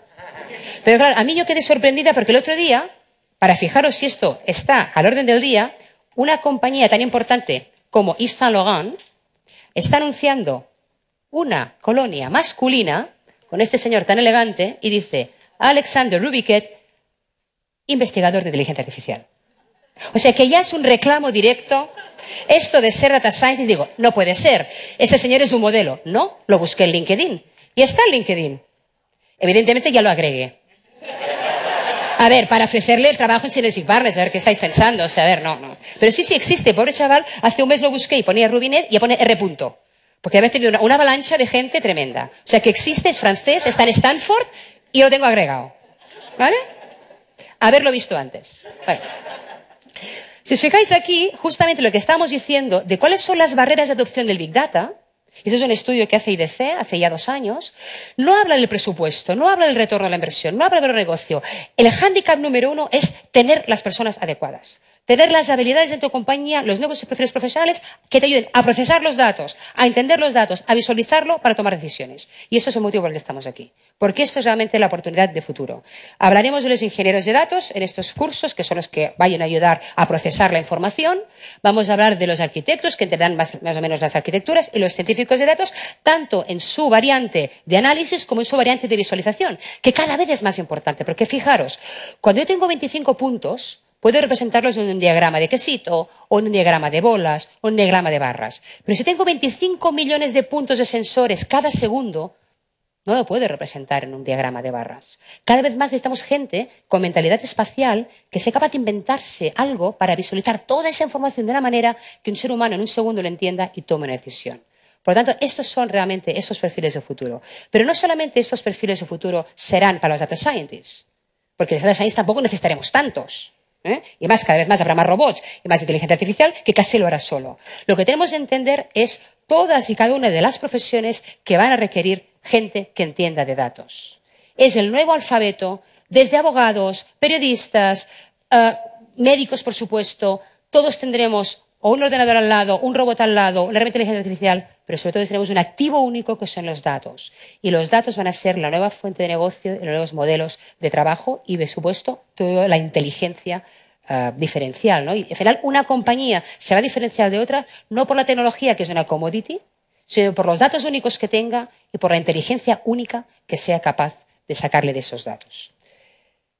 Por lo tanto, y para acabar, estamos en un mundo de datos, en un punto de oportunidades, y lo único que voy a hacer es animaros a que realmente os apuntéis a estos cursos y os lancéis a desarrollar esas habilidades que seguro van a ser las habilidades de éxito para el futuro.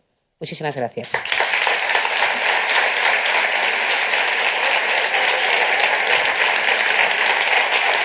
¿Me haces aquí?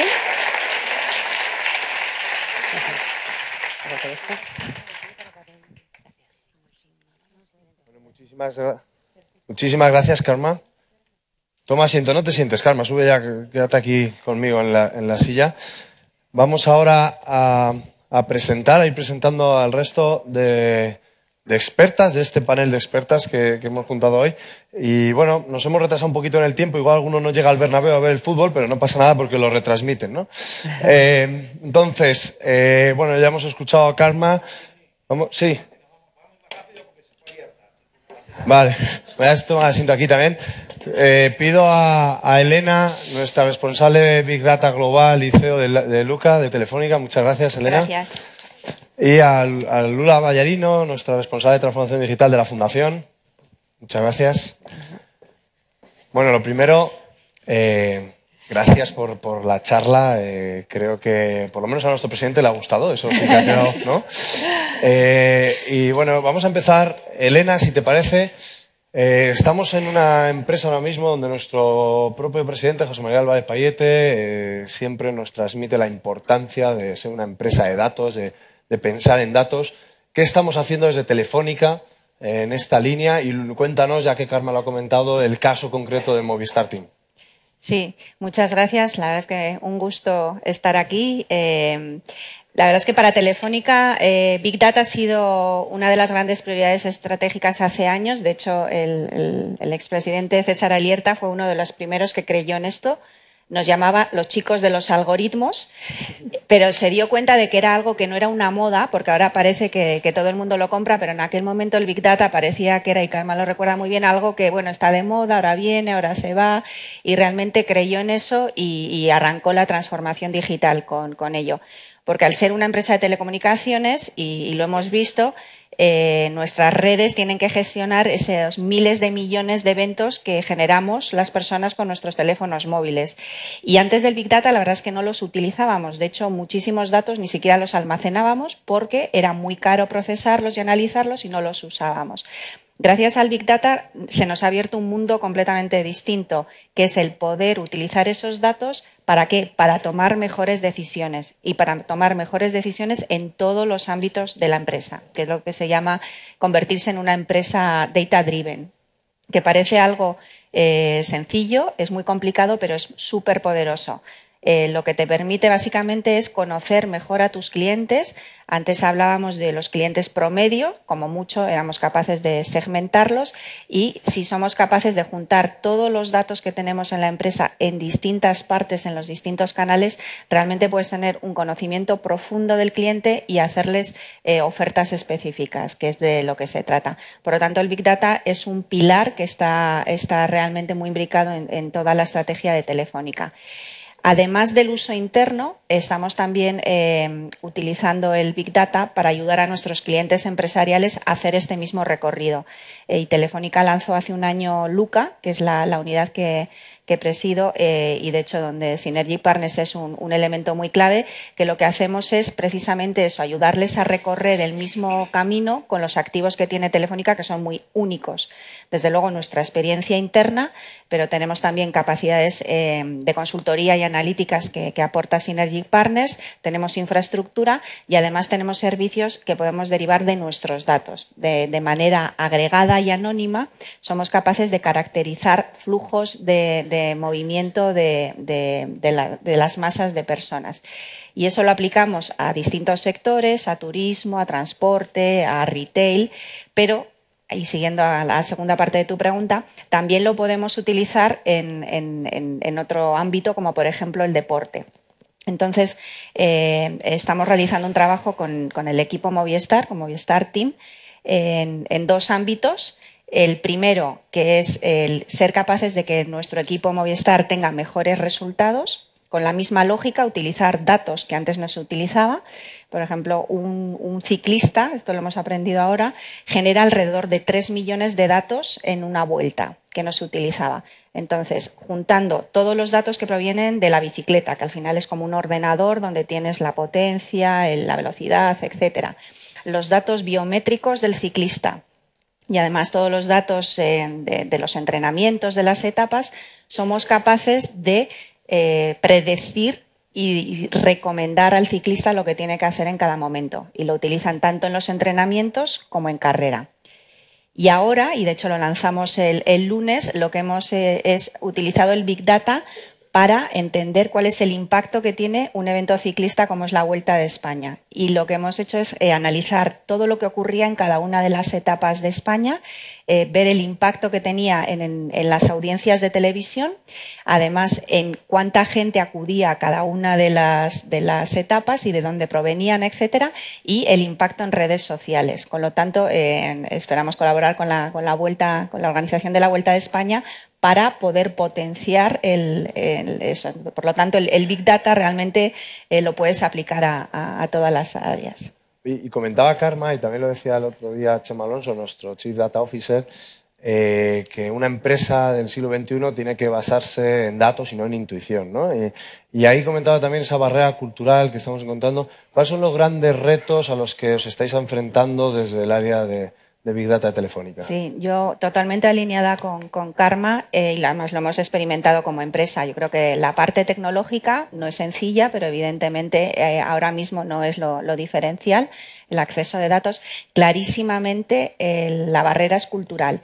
Y yo diría que en dos ámbitos. Uno es el acceso al talento que ha comentado Karma, así que no me voy a extender más. Y el otro es la barrera de romper los silos.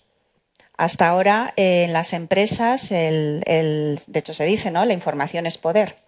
Entonces, el hacer comprender a las empresas que el dato no es un activo del área que lo genera, marketing, redes, sino es un activo de la compañía y que tiene que ponerse al servicio de la compañía, parece algo sencillo, pero es muy complicado porque, como decía, cada uno quiere, yo conozco mis datos y no los quiero enseñar con el área de finanzas hasta que sepa lo que sale. Realmente romper esa barrera, el dato es un activo de la compañía y donde realmente se generan sinergias cuando eres capaz de compartir los datos tuyos con los del otro, es una de las grandes barreras para la implementación de los proyectos de Big Data. O sea, que es más la parte cultural que la parte tecnológica. Bueno, luego igual tenemos tiempo para profundizar en eso. Si queréis aportar cualquier cosa, sentidos libres. Me gustaría preguntar a Lula, estamos también desde la Fundación en una transformación digital importante. ¿Qué estamos haciendo desde Fundación para aprovechar todo este Big Data en el entorno social? ¿Qué oportunidades hemos detectado que tenemos?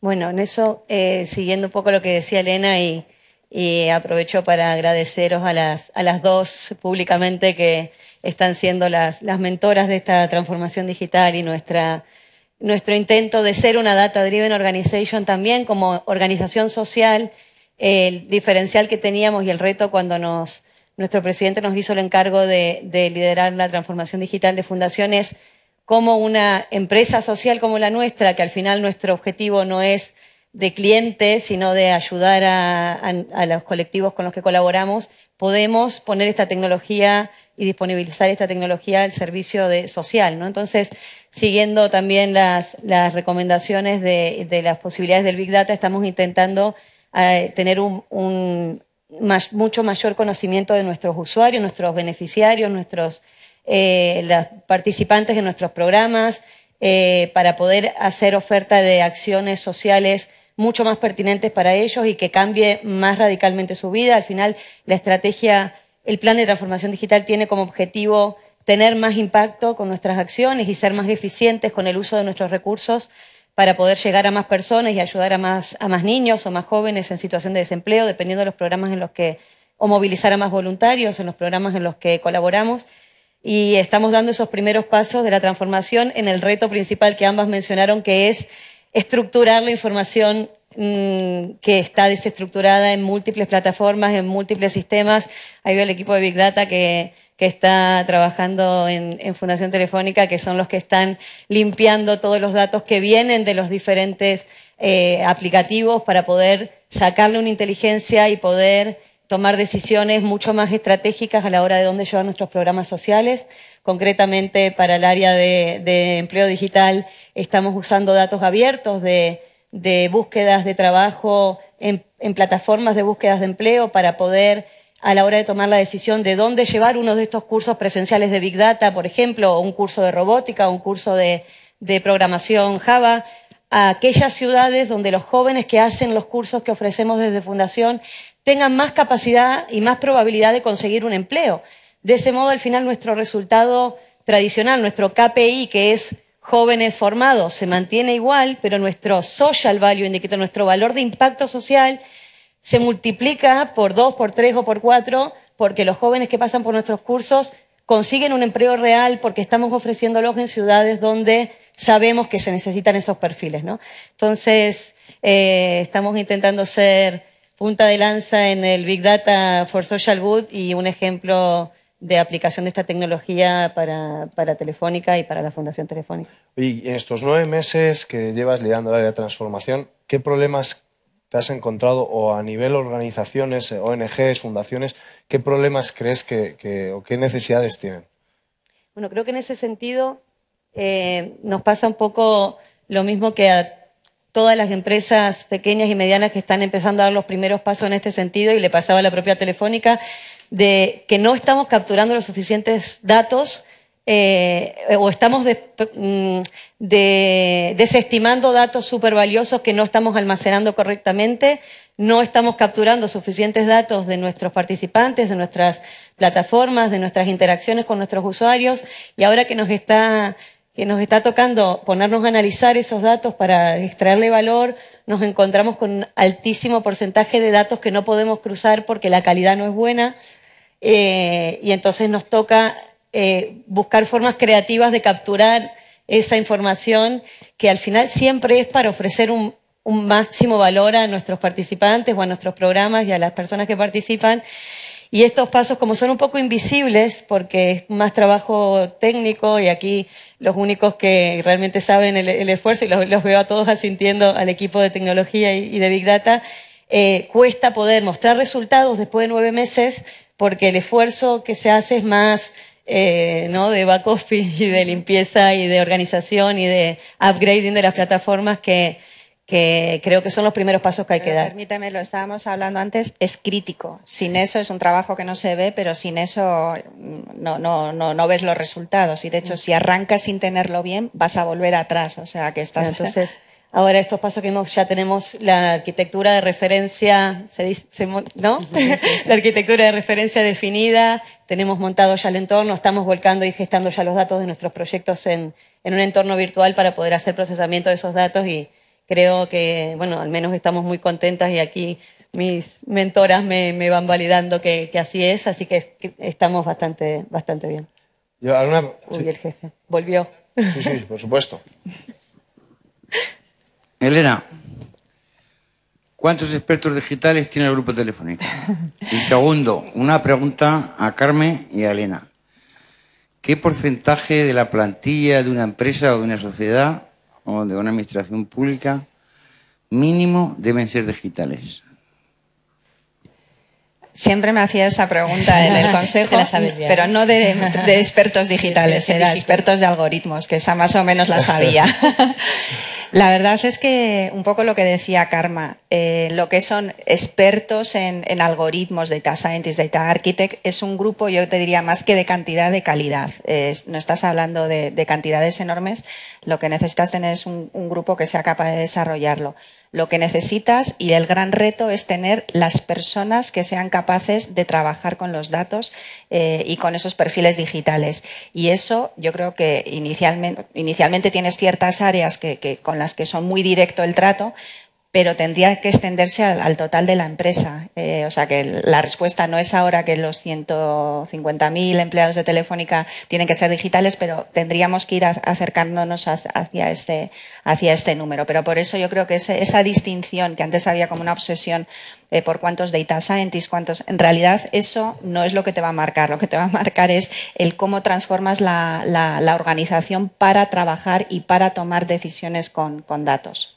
Concretamente, si me dejas complementar, aunque dentro de la decisión que hemos tomado en Fundación Telefónica es que dentro del plan de transformación digital toda la plantilla va a formarse en Big Data. O sea, de hecho, tenemos ya un curso presencial que vamos a hacer a finales de este mes para toda la plantilla, y hemos dado acceso a una plataforma de formación online en Big Data a toda la plantilla, tanto de Fundación Telefónica como de Fundación Profuturo, para que estemos siempre lo más actualizados posibles en información que ha desarrollado Synergy para el Grupo Telefónica y que todos seamos de algún modo expertos en Big Data a la hora de si queremos ser una data-driven organization, poder tener las skills en todos los niveles. Y a eso añadiría que, evidentemente, totalmente de acuerdo con la colaboración de las dos, pues va a requerir equipos nuevos de gente que se va a trabajar con las nuevas herramientas, que no deja de ser una evolución de los antiguos responsables de tecnología o de producto. En lugar de ser responsable del CRM, pues serás responsable de datos y serás científicos de datos, pero nadie elige ser digital, se es. No hay alguien que pueda no ser digital. Las compañías no se van a distinguir entre digitales y no digitales. Todas van a ser compañías de datos. Todas somos digitales. Una cosa es que no se han dado cuenta, pero lo son. O sea, porque sus clientes lo son. Por lo tanto, han de serlo. Y cada vez más lo que pasa es... Carmen, le pregunté al presidente de una república latinoamericana, que no voy a decir el nombre. Oiga, presidente, pregunte a todas las empresas de su país que tienen más de 500 empleados cuántos expertos digitales tienen. Dice, no me importa nada. Digo, pues tiene usted un problema. Pero todo el mundo tiene móvil seguramente, ¿no? Sí, pero claro. Pues entonces, si tú eres digital en tu vida personal, lo que está pasando ahora es que somos la generación de la transición. Nosotros somos la generación de la transición. Por lo tanto, somos pues, los que sufriremos las consecuencias negativas de los cambios tecnológicos. Las siguientes son nativos digitales, por supuesto, ¿no? Mi hija ya lo es, pues los nietos seguramente ya lo serán más. Por lo tanto, lo que ocurre es que cuando hay una innovación tecnológica tan disruptiva que crece tan exponencialmente como la actual, el gran drama de la sociedad es cómo repartimos equitativamente los beneficios y los costes de transformación tecnológica. Y somos la sociedad de la transición. Somos gente que aún nacimos no siendo digitales. Pero los que nacen ahora 100% digitales. Y lo que ocurre es que como el usuario es 100% digital, espera que el proveedor de sus servicios sea tan digital como él. Y ese es el problema, que no es tan fácil. Pero está clarísimo que las compañías que no se hayan dado cuenta y ya llegan tarde, es que la que se están dando cuenta hoy vale más que aceleren. Yo, en esta línea, que me venía muy bien la pregunta que hacía César, te quería preguntar ya más a título personal los inicios de la empresa de Synergy Partners. Me imagino que durante estos 11 años habéis hecho un trabajo de evangelización y de poner en conocimiento qué es todo esto del Big Data. Y te quería también preguntar otra pregunta asociada a eso. Bueno, ¿por qué tomáis la decisión de ayudar a pensar en datos a las empresas? Y la otra pregunta es a nivel de recursos humanos. ¿Cómo encontrabais en el 2006, 2007, 2008 perfiles adaptados para lo que necesitabais? Si les formabais, ¿qué hacíais? Bueno, la inspiración de la compañía, fundamos la compañía con Jaume Agut en el año 2006, pero la inspiración de la compañía nos llega al 2001, justamente a raíz de los atentados del 11S. Yo tuve la ocasión de que unos meses después, un mes y medio después, Bill Clinton vino a Barcelona y dio una conferencia. Él ya no era candidato electo, era Bush, que tomaba el poder en enero, y era su última conferencia. Y dijo una frase que a mí me marcó para el resto de mi vida, que decía, teníamos toda la información, pero fuimos incapaces de verlo. Y luego añadió, pero eso no va a ocurrir. Porque yo voy a apoyar desde mi fundación, y en ese momento desde mi Fondo de Capital Riesgo, el nacimiento de la industria que va a desarrollar nuevas tecnologías para que todos los datos que estén dispersos en los sistemas se puedan ver y se pueda prever. Y a mí eso me quedó grabado. Y no me acuerdo de eso al cabo de 5 años, ¿no? Que entre otras cosas, pues por temas profesionales, tuve de resolver un problema técnico de cómo integrar datos de ciudadanos de distintas administraciones y me di cuenta de que los datos estaban dispersos, que eran propietarios de las aplicaciones y que tenía que buscar una manera técnica de desacoplarlos. Y luego, pues por curiosidad intelectual, pues me fui casi un año sabático a Silicon Valley para ver esas innovadores, esa industria que había anticipado Bill Clinton, que iba a surgir como estaba. Y descubrimos el estado del arte de una industria en el año 2005 que era absolutamente emergente. Y de ahí tuvimos la intuición de entender que eso era un cambio de paradigma absolutamente brutal, que iba a canibalizar las industrias existentes, pero nos dio mucho miedo, porque decimos, eso es tan disruptivo que seguro que vienen los grandes y se lo cargan. Pero claro, si se lo dejan suelto, es que se va a cargar la industria del CRM, los consultores, el Business Intelligence, todo. Y nos esperamos un año más. Cuando tuvimos ese convencimiento de que eso iba a cambiar, que el centro de los sistemas hasta ese momento habían sido las aplicaciones y los datos eran su producto, y que eso iba a cambiar y que los datos iban a convertirse en el centro de gravedad de los sistemas de información y en el núcleo de las empresas. Y tuvimos esa visión y nos atrevimos a hacerlo. Era antes de la crisis. O sea, que les podíamos permitir el lujo de decir, cojo un año sabático y monto una startup, a ver qué pasa. que probablemente un año después no hubiéramos tenido tiempo de fundar la compañía, ¿no? Porque ya estamos inmersos en la crisis. Y ahí fue cuando sufrimos todo eso. Como cuando volvimos a España, Europa ya estaba como 2 años atrás, teníamos clarísimo que no podíamos llegar allí y resolver un problema que nadie había detectado que tenía. Porque la gente no era consciente que tenía problemas de los datos. Yo hablaba con todos los CTOs y CIOs de las compañías del IBEX 35 al año 2007 y les decía que tenían de cuidar los datos y que todo es importante. Me miraban como un extraterrestre diciendo, ¿pero qué me está contando esta mujer? Y cuando me iba a los departamentos IT, dice, no, sí, ya sé que los datos están mal, pero no se lo quiero decir a su jefe de que está tomando decisiones en base a datos no vale nada, porque entonces me va a echar a mí, pero va a decir que el problema soy yo. Con lo cual, hubo una labor tremenda de evangelización de todo este tipo.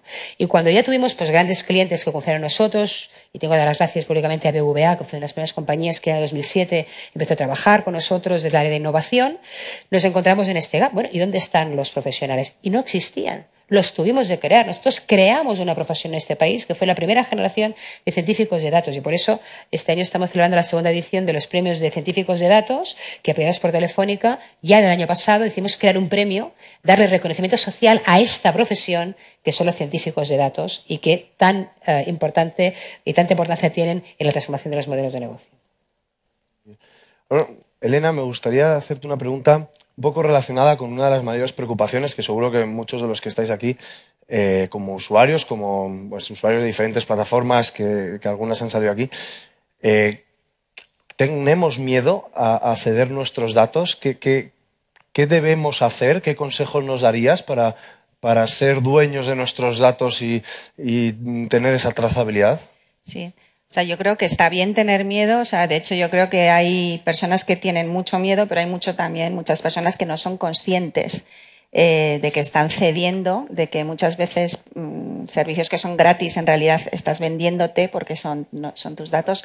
O sea, para mí es muy importante tener conciencia de los datos que estás cediendo y que tú tengas el control de decidir cuáles quieres compartir y cuáles no quieres compartir porque estás recibiendo algo a cambio, ¿no? Yo creo que hay ejemplos todos. Si tenéis niños, cuando te descargas cualquier aplicación de juegos para cualquier cosa, un diccionario, cualquier cosa, te piden que cedas acceso a tus imágenes, a tu localización, o sea, que no tiene nada que ver con el servicio que vas a recibir. Entonces, creo que la primera parte es tener conciencia y ser capaz de tener transparencia, de entender qué cedes y con qué fin. Y yo, por ejemplo, puedo estar dispuesta a ceder mis datos con Google Maps o con Uber porque estoy recibiendo un servicio a cambio y soy consciente y confío en esa empresa y quizás con otras no. Entonces, es correcto tener miedo porque realmente estamos vendiendo nuestra intimidad, pero es importante tener conciencia y hacia donde creemos, y desde luego como Telefónica creemos y creo que estamos siendo pioneros en esto, creemos que lo importante es tener transparencia, que la persona, el cliente o el ciudadano conozca qué se está haciendo y que él tenga el control y la capacidad de decidir qué cede y qué no cede y para qué fin. De hecho, lo que comentaba Karma del proyecto Aura está relacionado con todo eso, ¿no? Con que él sea el cliente soberano. Elena, no tienes que explicarlo, pero di, porque es verdad que Telefónica es la que más sabe del mundo en cómo garantizar la privacidad y la seguridad de los datos. Sí. Gracias a vosotras. ¿Eso es así, sí o no? Yo no me atrevo a decir. Lo que sí te puedo decir es que somos una empresa que nos tomamos muy en serio el tema de la privacidad. Te digo que sí. Que no sé si somos los mejores del mundo, pero claramente nos lo tomamos muy en serio y lo conoces muy bien porque somos muy responsables de eso y porque lo importante es cuidar al cliente, ¿no? Y Carmen y Elena, os voy a contar una anécdota. En una reunión muy importante, el 1 de junio del 2015 en Berlín, que no digo quiénes estaban, corrígeme Carmen si estoy equivocado y Elena, yo levanté la mano y le dije, mandaban muchísimo los que estaban ahí, la diferencia entre Estados Unidos y Europa es que Estados Unidos tiene 1 millón de expertos en algoritmos y nosotros en Europa no llegamos a los 30.000. Y sabes que me quedé muy preocupado porque uno que mandaba mucho me dijo, ¿cree que eso es el problema? Digo, eso es el problema. Había una que era muy lista y dijo, yes. Claro, la que era muy lista era física. Les dijo ya. Bueno, yo voy a seguir haciendo preguntas, pero sentiros cómodos y libres en preguntar en cualquier momento. Levantáis la mano y nos lanzáis algunas de las 3 personas. Mira, ahí ya está el primero, para hacerlo un poco dinámico. Sí. Bien, lo primero pido disculpas por mi afonía. Me ha llegado el catarro, lo siento. Bueno, ya no sé somos si dos, ¿Se me oye bien? Sí. Sí, gracias. Bien, muchas gracias por esta interesante masterclass y felicitaciones a los ponentes y a Fundación Telefónica. Mi nombre es Luis Castillo y soy el embajador en Madrid de Aging 2.0, Envejecimiento 2.0. Somos una red de 15.000 innovadores con sede en San Francisco, con presencia en más de 50 ciudades y en más de 20 países. Y hablando de datos, quiero daros algunos y quiero hacer una propuesta. Datos. Actualmente en España hay 11 millones de personas mayores de 60 años. Dentro de 8 años, el 30% de la población española será mayor de 65 años. Y cada día, desde hoy, 510 personas llegan a los 65 años. A nivel mundial, actualmente hay más de 800 millones de personas mayores de 60 años. Para el 2030 serán 1.000 millones, para el año 2050, 2.000 millones. ¿Por qué comento esto? Son datos. El mundo envejece y esa es una realidad que afecta a todo el mundo y desde luego el Big Data tiene mucho que aportar.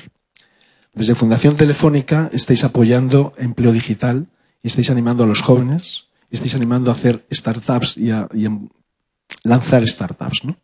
Nosotros desde Aging 2.0 también tenemos un programa de startups. De hecho, en 2 meses, en noviembre, en San Francisco, entregamos a la Startup del Año, que pone foco en soluciones que faciliten la calidad de vida a las personas mayores, con un gran foco intergeneracional. Es decir, invitamos a trabajar juntos a los jóvenes y a los seniors para buscar este tipo de soluciones con Big Data y con aplicaciones, ¿no?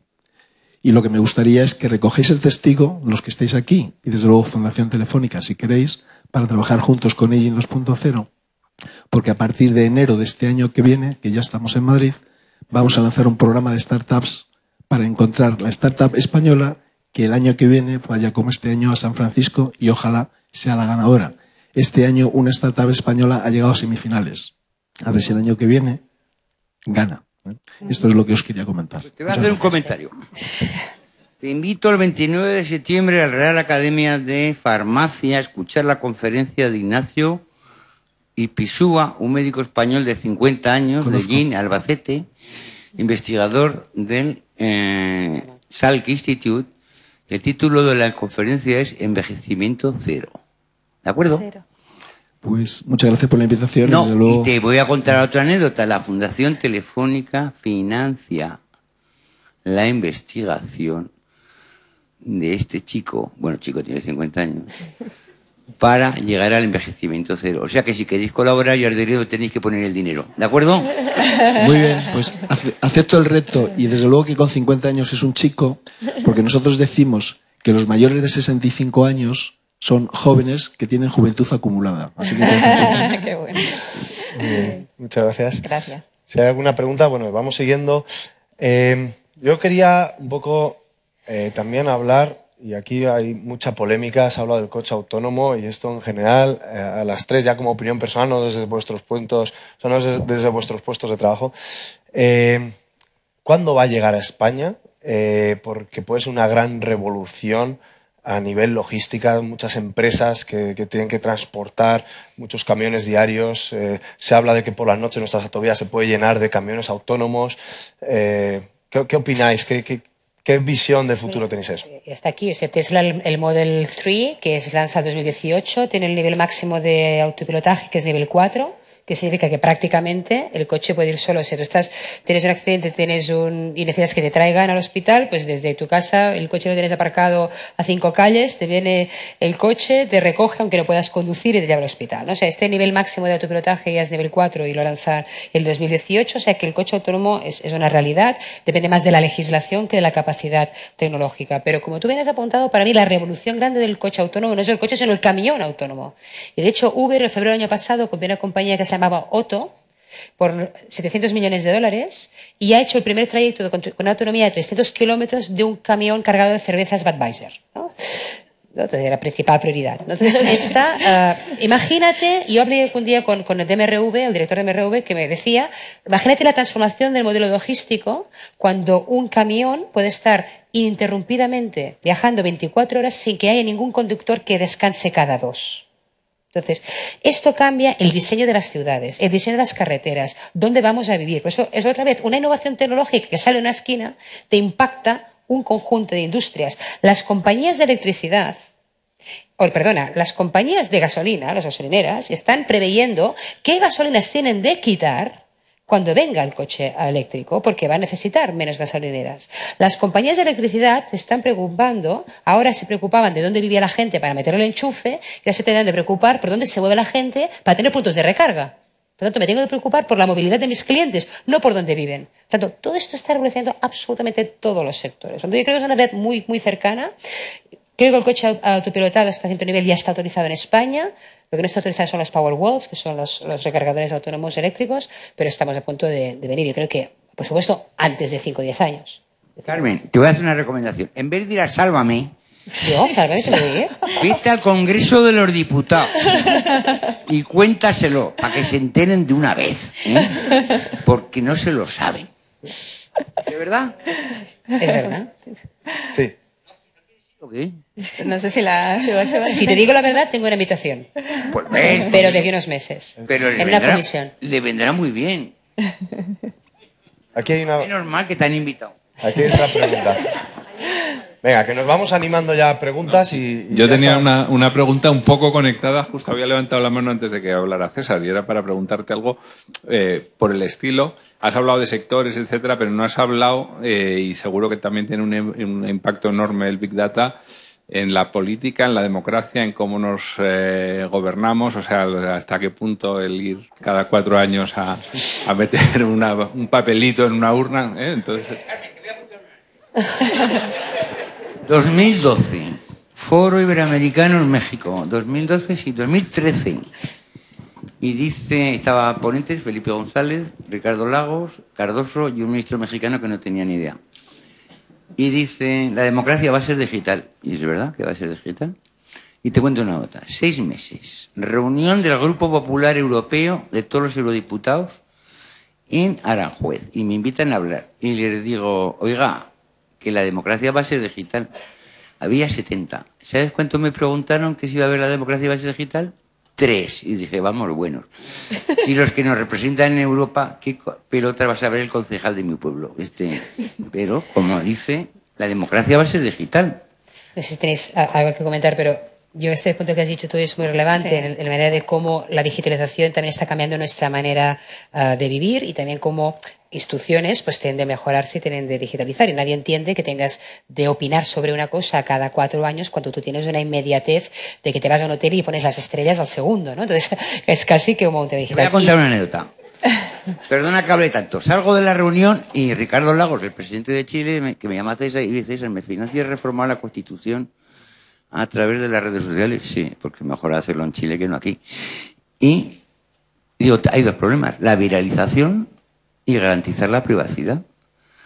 ¿Sabes cuánto nos ha costado a la Fundación Telefónica evitar la viralidad y garantizar que mi opinión es secreta y la puedo hacer todos los días y no cada 4 años con un papelico allí? ¿Sabes cuánto nos ha costado? 350.000 euros. El chocolate del loro. Ahí te voy a añadir un concepto que luego tengo que desarrollar, que es que lo que está haciendo más hoy en día para los temas de transparencia democrática es blockchain.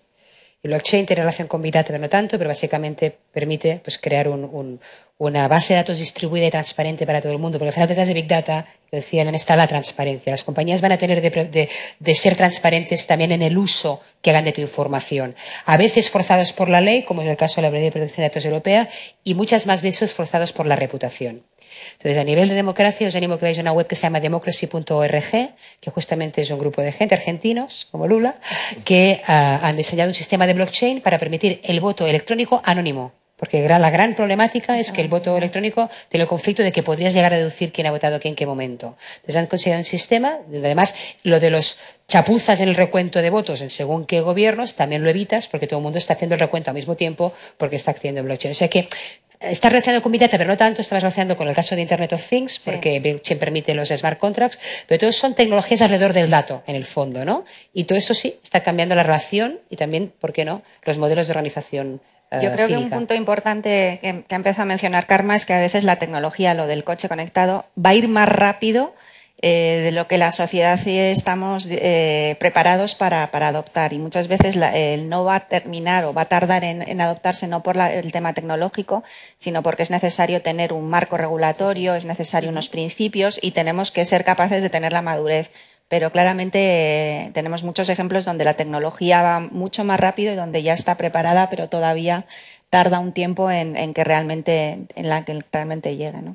Y ahí el salto generacional, como todo, como ha pasado siempre, ¿no? Y veíamos una conferencia justo la semana pasada de cuando salió la cámara digital, ¿no? Los evangelistas de la cámara tradicional era como no es suficientemente buena la digital, pero bueno, sigo imprimiendo fotos, ¿no? Mi suegro sigue imprimiendo fotos y las sigue sacando.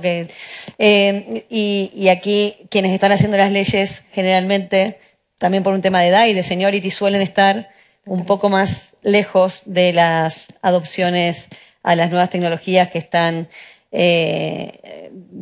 disrumpiendo y poniéndoles trabas a las innovaciones tecnológicas. Y cuando el cliente es el que quiere tomarse un Uber o un Cabify, pues por más legislación que pongas para bloquearlo, la gente se va a buscar la vida para consumir como quiere consumir en la nueva sociedad. Entonces ahí también hay un tema de que cuando yo tengo la esperanza que lleguen a niveles legislativos también, ¿no? O nativos digitales o personas ya formadas con estas nuevas habilidades, fluirá más rápido porque va todo más rápido. ¿Alguna pregunta? Primero, esto tenía la mano levantada, la chiquita de atrás, ¿te parece, Julio? Y luego... Da gusto venir aquí. No sé si se me oye. Además de por oír todo lo de Big Data que nos habéis contado, muchísimas gracias a todos por ello. Es emocionante, realmente nuestro futuro es esperanzador. Quería preguntaros al hilo de la legislación, ¿no? Porque decimos que la tecnología está, la cultura es un problema, el económico no es un problema, tenemos la tecnología, tenemos económico y nuestro problema es la cultura y aparenta que la legislación también, ¿no? Ahí, ¿qué sabéis que se estén haciendo y un poco dónde, ¿no? Porque realmente vemos que hay leyes que afectan al mundo físico que no avanzan y que están estancadas y son problemas de años históricos porque van a avanzar las del mundo digital. Un poco... Esa es la reflexión, ¿no? Deberían estar ya trabajando todos los despachos.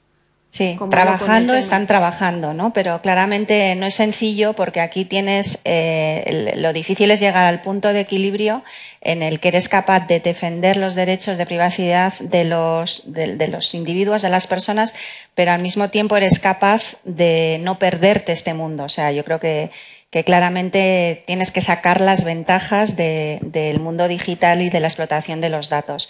Entonces, hay distintas aproximaciones y yo diría, por ejemplo, pues en Estados Unidos, en Asia, son unos entornos más laxos, es decir, que están potenciando más el que se haga capaz de potenciar la economía del dato y sacar todos los beneficios. En general, Europa ha sido más proteccionista, ¿no? Ha sido más el defender y el no permitir el uso de los datos. El año que viene va a entrar en vigor una nueva regulación a nivel europeo, o sea, de hecho, de aplicación a todos los países europeos, que se llama el GDPR, que está intentando regular eso, ¿no? Y estamos todas las empresas, todos los organismos intentando llegar a lo que decíamos, ese equilibrio, evidentemente, en proteger los datos de las personas, pero que permita el desarrollo, porque las regiones, y en este caso lo que no queremos que ocurra es que Europa se quede atrás por no entrar en este mundo. Entonces, está y claramente es una preocupación de muchos porque es lo que va a marcar el futuro. Julio. No, mi pregunta va a un tema que me preocupa un poco en el sentido siguiente. Cuando comenzó todo el tema del avance de la biotecnología y de la medicina y demás, surge automáticamente un tema que se llama la bioética. ¿Ustedes creen que va a faltar mucho en que aparezca de alguna manera esta tecnoética, digamos, o big data ética, no sé cómo llamarlo, pero me parece que es un punto que debería surgir, sin duda, el tema ético? Está en este momento en la mesa de discusión de toda la industria, porque justamente o se resuelve este tema o la industria nos vamos a perder la industria, se va a desaparecer. Y de hecho hay posiciones encontradas y hay gente, sobre todo alrededor de la inteligencia artificial, es donde salen más los desafíos éticos. Hay varios desafíos éticos. Uno está lo que llamamos la dictadura de los algoritmos, hasta qué punto, cuando tú tienes más propensión de comprar un producto de lujo, solo se te ofrecen los productos de lujo, pero claro, tú como tienes un nivel de renta bajo, nunca te van a proponer un producto de lujo. Entonces están limitando tus opciones. ¿Esto tiene sentido? No. Hay una dictadura de que porque tú tengas más propensión a contraer una enfermedad, es justo que te cobren más por el seguro de médico. Pues todos estos debates están en la industria. El otro debate es las desviaciones, los sesgos de la información. Los algoritmos se entrenan a partir de datos históricos.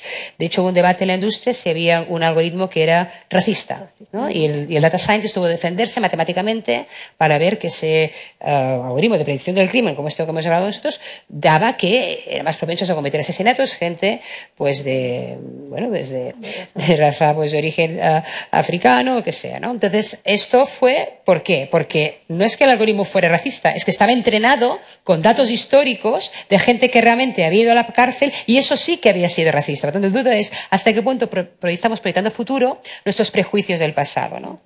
Y bueno, y hay muchos debates de esta historia, sobre todo cómo somos capaces de desarrollar algoritmos de inteligencia artificial con unos principios éticos y hasta qué punto dejamos que la industria vaya por libre y como ahora están pues produciéndose ya robots soldado autónomos, ¿no? O hasta qué punto determinadas cosas se está limitando. Lo que está claro es que el momento de tener el debate es hoy. Si esperamos tener el debate cuando esta industria está desarrollada, probablemente no lleguemos a tiempo. Y por eso lo que apuntaba de que los parlamentos, los legisladores empiecen a tomar conciencia de estos temas es una necesidad inminente. Y que cada uno de nosotros tome conciencia de lo que está pasando a nuestro alrededor también es muy importante. Porque si no, cuando la tecnología llegue, quizá ya no estamos a tiempo de ponerle límites a esa capacidad. Otra pregunta que se abre también es quién tiene que definir esos principios, porque al final, ¿quién va a definir? Bueno, en el caso del coche que comentaba, ¿quién es el que va a definir si yo como fabricante de coches quiero proteger a mis conductores o los ciudadanos? Entonces, claramente es algo que está muy en boga y que va a ser determinante, por supuesto. De hecho, hay una página que es como un juego, ¿no? No me sale ahora el nombre de The Moral Machine. The Moral Machine, del MIT. The Moral Machine, donde puedes tomar la decisión, si tú fueras el que programa el algoritmo, ¿qué harías ante esta situación? ¿No? Entonces te ponen, y puedes entrar, está abierta, o sea, y ponen coche con 3 tripulantes y una abuela y una mujer con un carrito de un bebé, ¿no? Estrello el coche o sea, mato a los tripulantes, mato a los peatones. Y varias situaciones de inteligencia artificial para que el humano decida, donde ahí te das cuenta la complejidad de la programación de la moral de los algoritmos, ¿no? Que es... El problema es que ya es complejo, o sea, ya es un dilema moral para un humano. Para uno mismo. Pues imagínate, pero para una máquina. Vamos, tenemos que ir terminando. Vamos a ir a por las 2 últimas preguntas. Si os parece, os pido respuestas rápidas. Podríamos estar aquí toda la tarde también hablando de esos algoritmos que han tenido que desconectar porque entre ellos estaba creando un lenguaje que ni los humanos entendemos, pero no voy a abrir ese melón. Adelante. Bueno, muchísimas gracias. Carmen, siempre es tremendamente útil y fascinante escuchar la información y las reflexiones que comparte. Una pregunta para Elena y para Lula. Habéis hablado justamente, bueno, primero da gusto ver que haya un panel de mujeres hablando de Big Data y liderando, ¿no?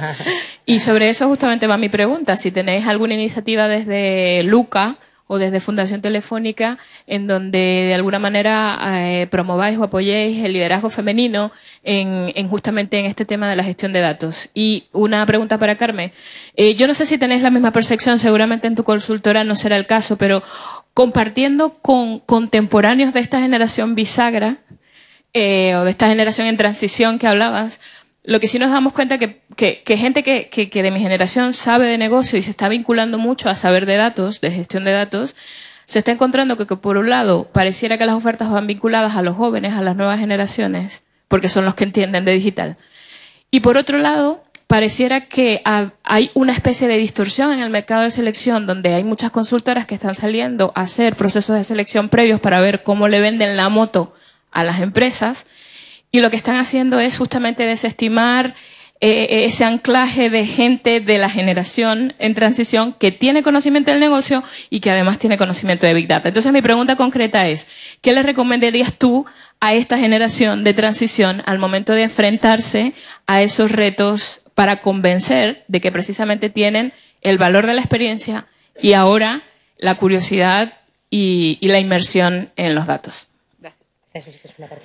Sí, si quieres, solamente por la parte del talento femenino, claramente sí lo estamos potenciando en Telefónica y hay distintas campañas y programas de los que tenemos, y es verdad que a veces es escaso, y creemos que también hay un tema cultural, que parece que este tipo de trabajos no son de mujeres. De hecho, hemos lanzado una campaña que os animo a ver, lo que se llama Mamá, quiero ser hacker. Porque a veces es que las niñas, nosotros mismos les estamos mediatizando para que hay ciertas labores que son de hombres y de mujeres. Y hemos lanzado una campaña en este caso en la parte de seguridad, de profesionales que tenemos que son hackers y que son buenísimas, ¿no? Entonces, pero cuesta conseguirlas. O sea, yo creo que las empresas sí estamos haciendo una labor de intentar tener balanceado, porque es bueno tener distintas perspectivas, y las mujeres aportamos cosas muy complementarias, pero cuesta y no solamente tener las personas en la universidad que existen, cuesta que luego quieran dedicarse a este tipo de funciones, ¿no? Es un tema. No me quiero alargar más porque este sí que es un tema que a los programas de formación desde Fundación Telefónica, concretamente, específico para mujeres, lo miro a Luismi porque al final el área de empleabilidad es su especialidad. A lo mejor puedes incluso contestar tú. Sí intentamos buscar ofrecer oportunidades de inclusión en el mundo digital a todas las personas que quieran participar de nuestros programas formativos. Online no tienen barreras, los presenciales hay algunos límites también porque hay cupos limitados. Concretamente la formación en Big Data, por ejemplo, es una formación muy demandada y es un lujazo poder hacerla y tiene cupo, por lo tanto hay que seleccionar. Y específico para mujeres, hay un programa. Sí, bueno, rápidamente estamos en pilotos para hacer desarrolladas de front-end. Tenemos a 30 mujeres en 2 pilotos con una asociación llamada Lab, de la mano, aquí en Madrid. Y bueno, también a nivel intergeneracional, como decía el compañero, para la juventud experimentada también estamos insertando toda esa experiencia en nuestro aprendizaje en programas de empleo como lanzaderas y demás. O sea que estamos y habrá que ir potenciándolo más. Y ahí completando, Elena, realmente hay un tema también de dificultad de encontrar mujeres que les atraiga trabajar en esto. O sea, de hecho, fue una de las... el equipo, o sea, nosotros intentamos incorporar más chicas para ser más diversos a la hora de pensar. Nos complementamos muy bien, hombres y mujeres, y cuesta un poco más encontrar estos perfiles.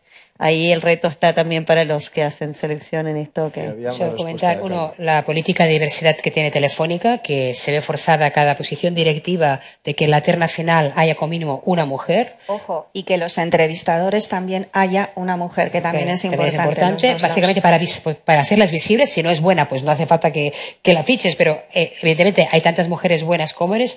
Siempre digo que la igualdad plena va a ser cuando una mujer muy mediocre esté en puestos de poder, porque no solo suben las buenas. Entonces, cuando haya la misma proporción de hombres mediocres y mujeres mediocres, habremos llegado a la igualdad. A título particular, y hace poco menos un año, en marzo, y lo voy a repetir este año, aquí en la Fundación Telefónica organizamos el Women in Data Science, de lo cual yo soy embajadora de la Universidad de Stanford para Madrid, del programa Women in Data Science, que es un programa que justamente quiere visibilizar las mujeres en el sector de Data Scientist. Me acogió la Fundación en un evento. Vamos a aprovechar el marzo del año que viene con una mujer trabajadora también a organizarlos, y os vamos a invitar pues que suma pues a todas las iniciativas que tiene Telefónica, y a Women's Age, que también organiza la Fundación de manera regular. Y lo que me decías tú, y apuntando, hay una cosa muy importante. El talento ni tiene género ni tiene edad.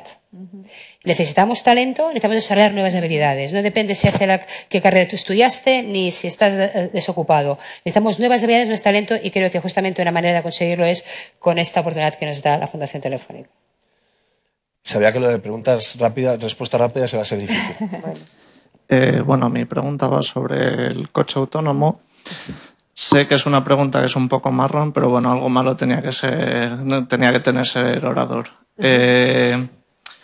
¿Vosotros os compraríais un coche que pudiese decidir en un futuro el poder mataros?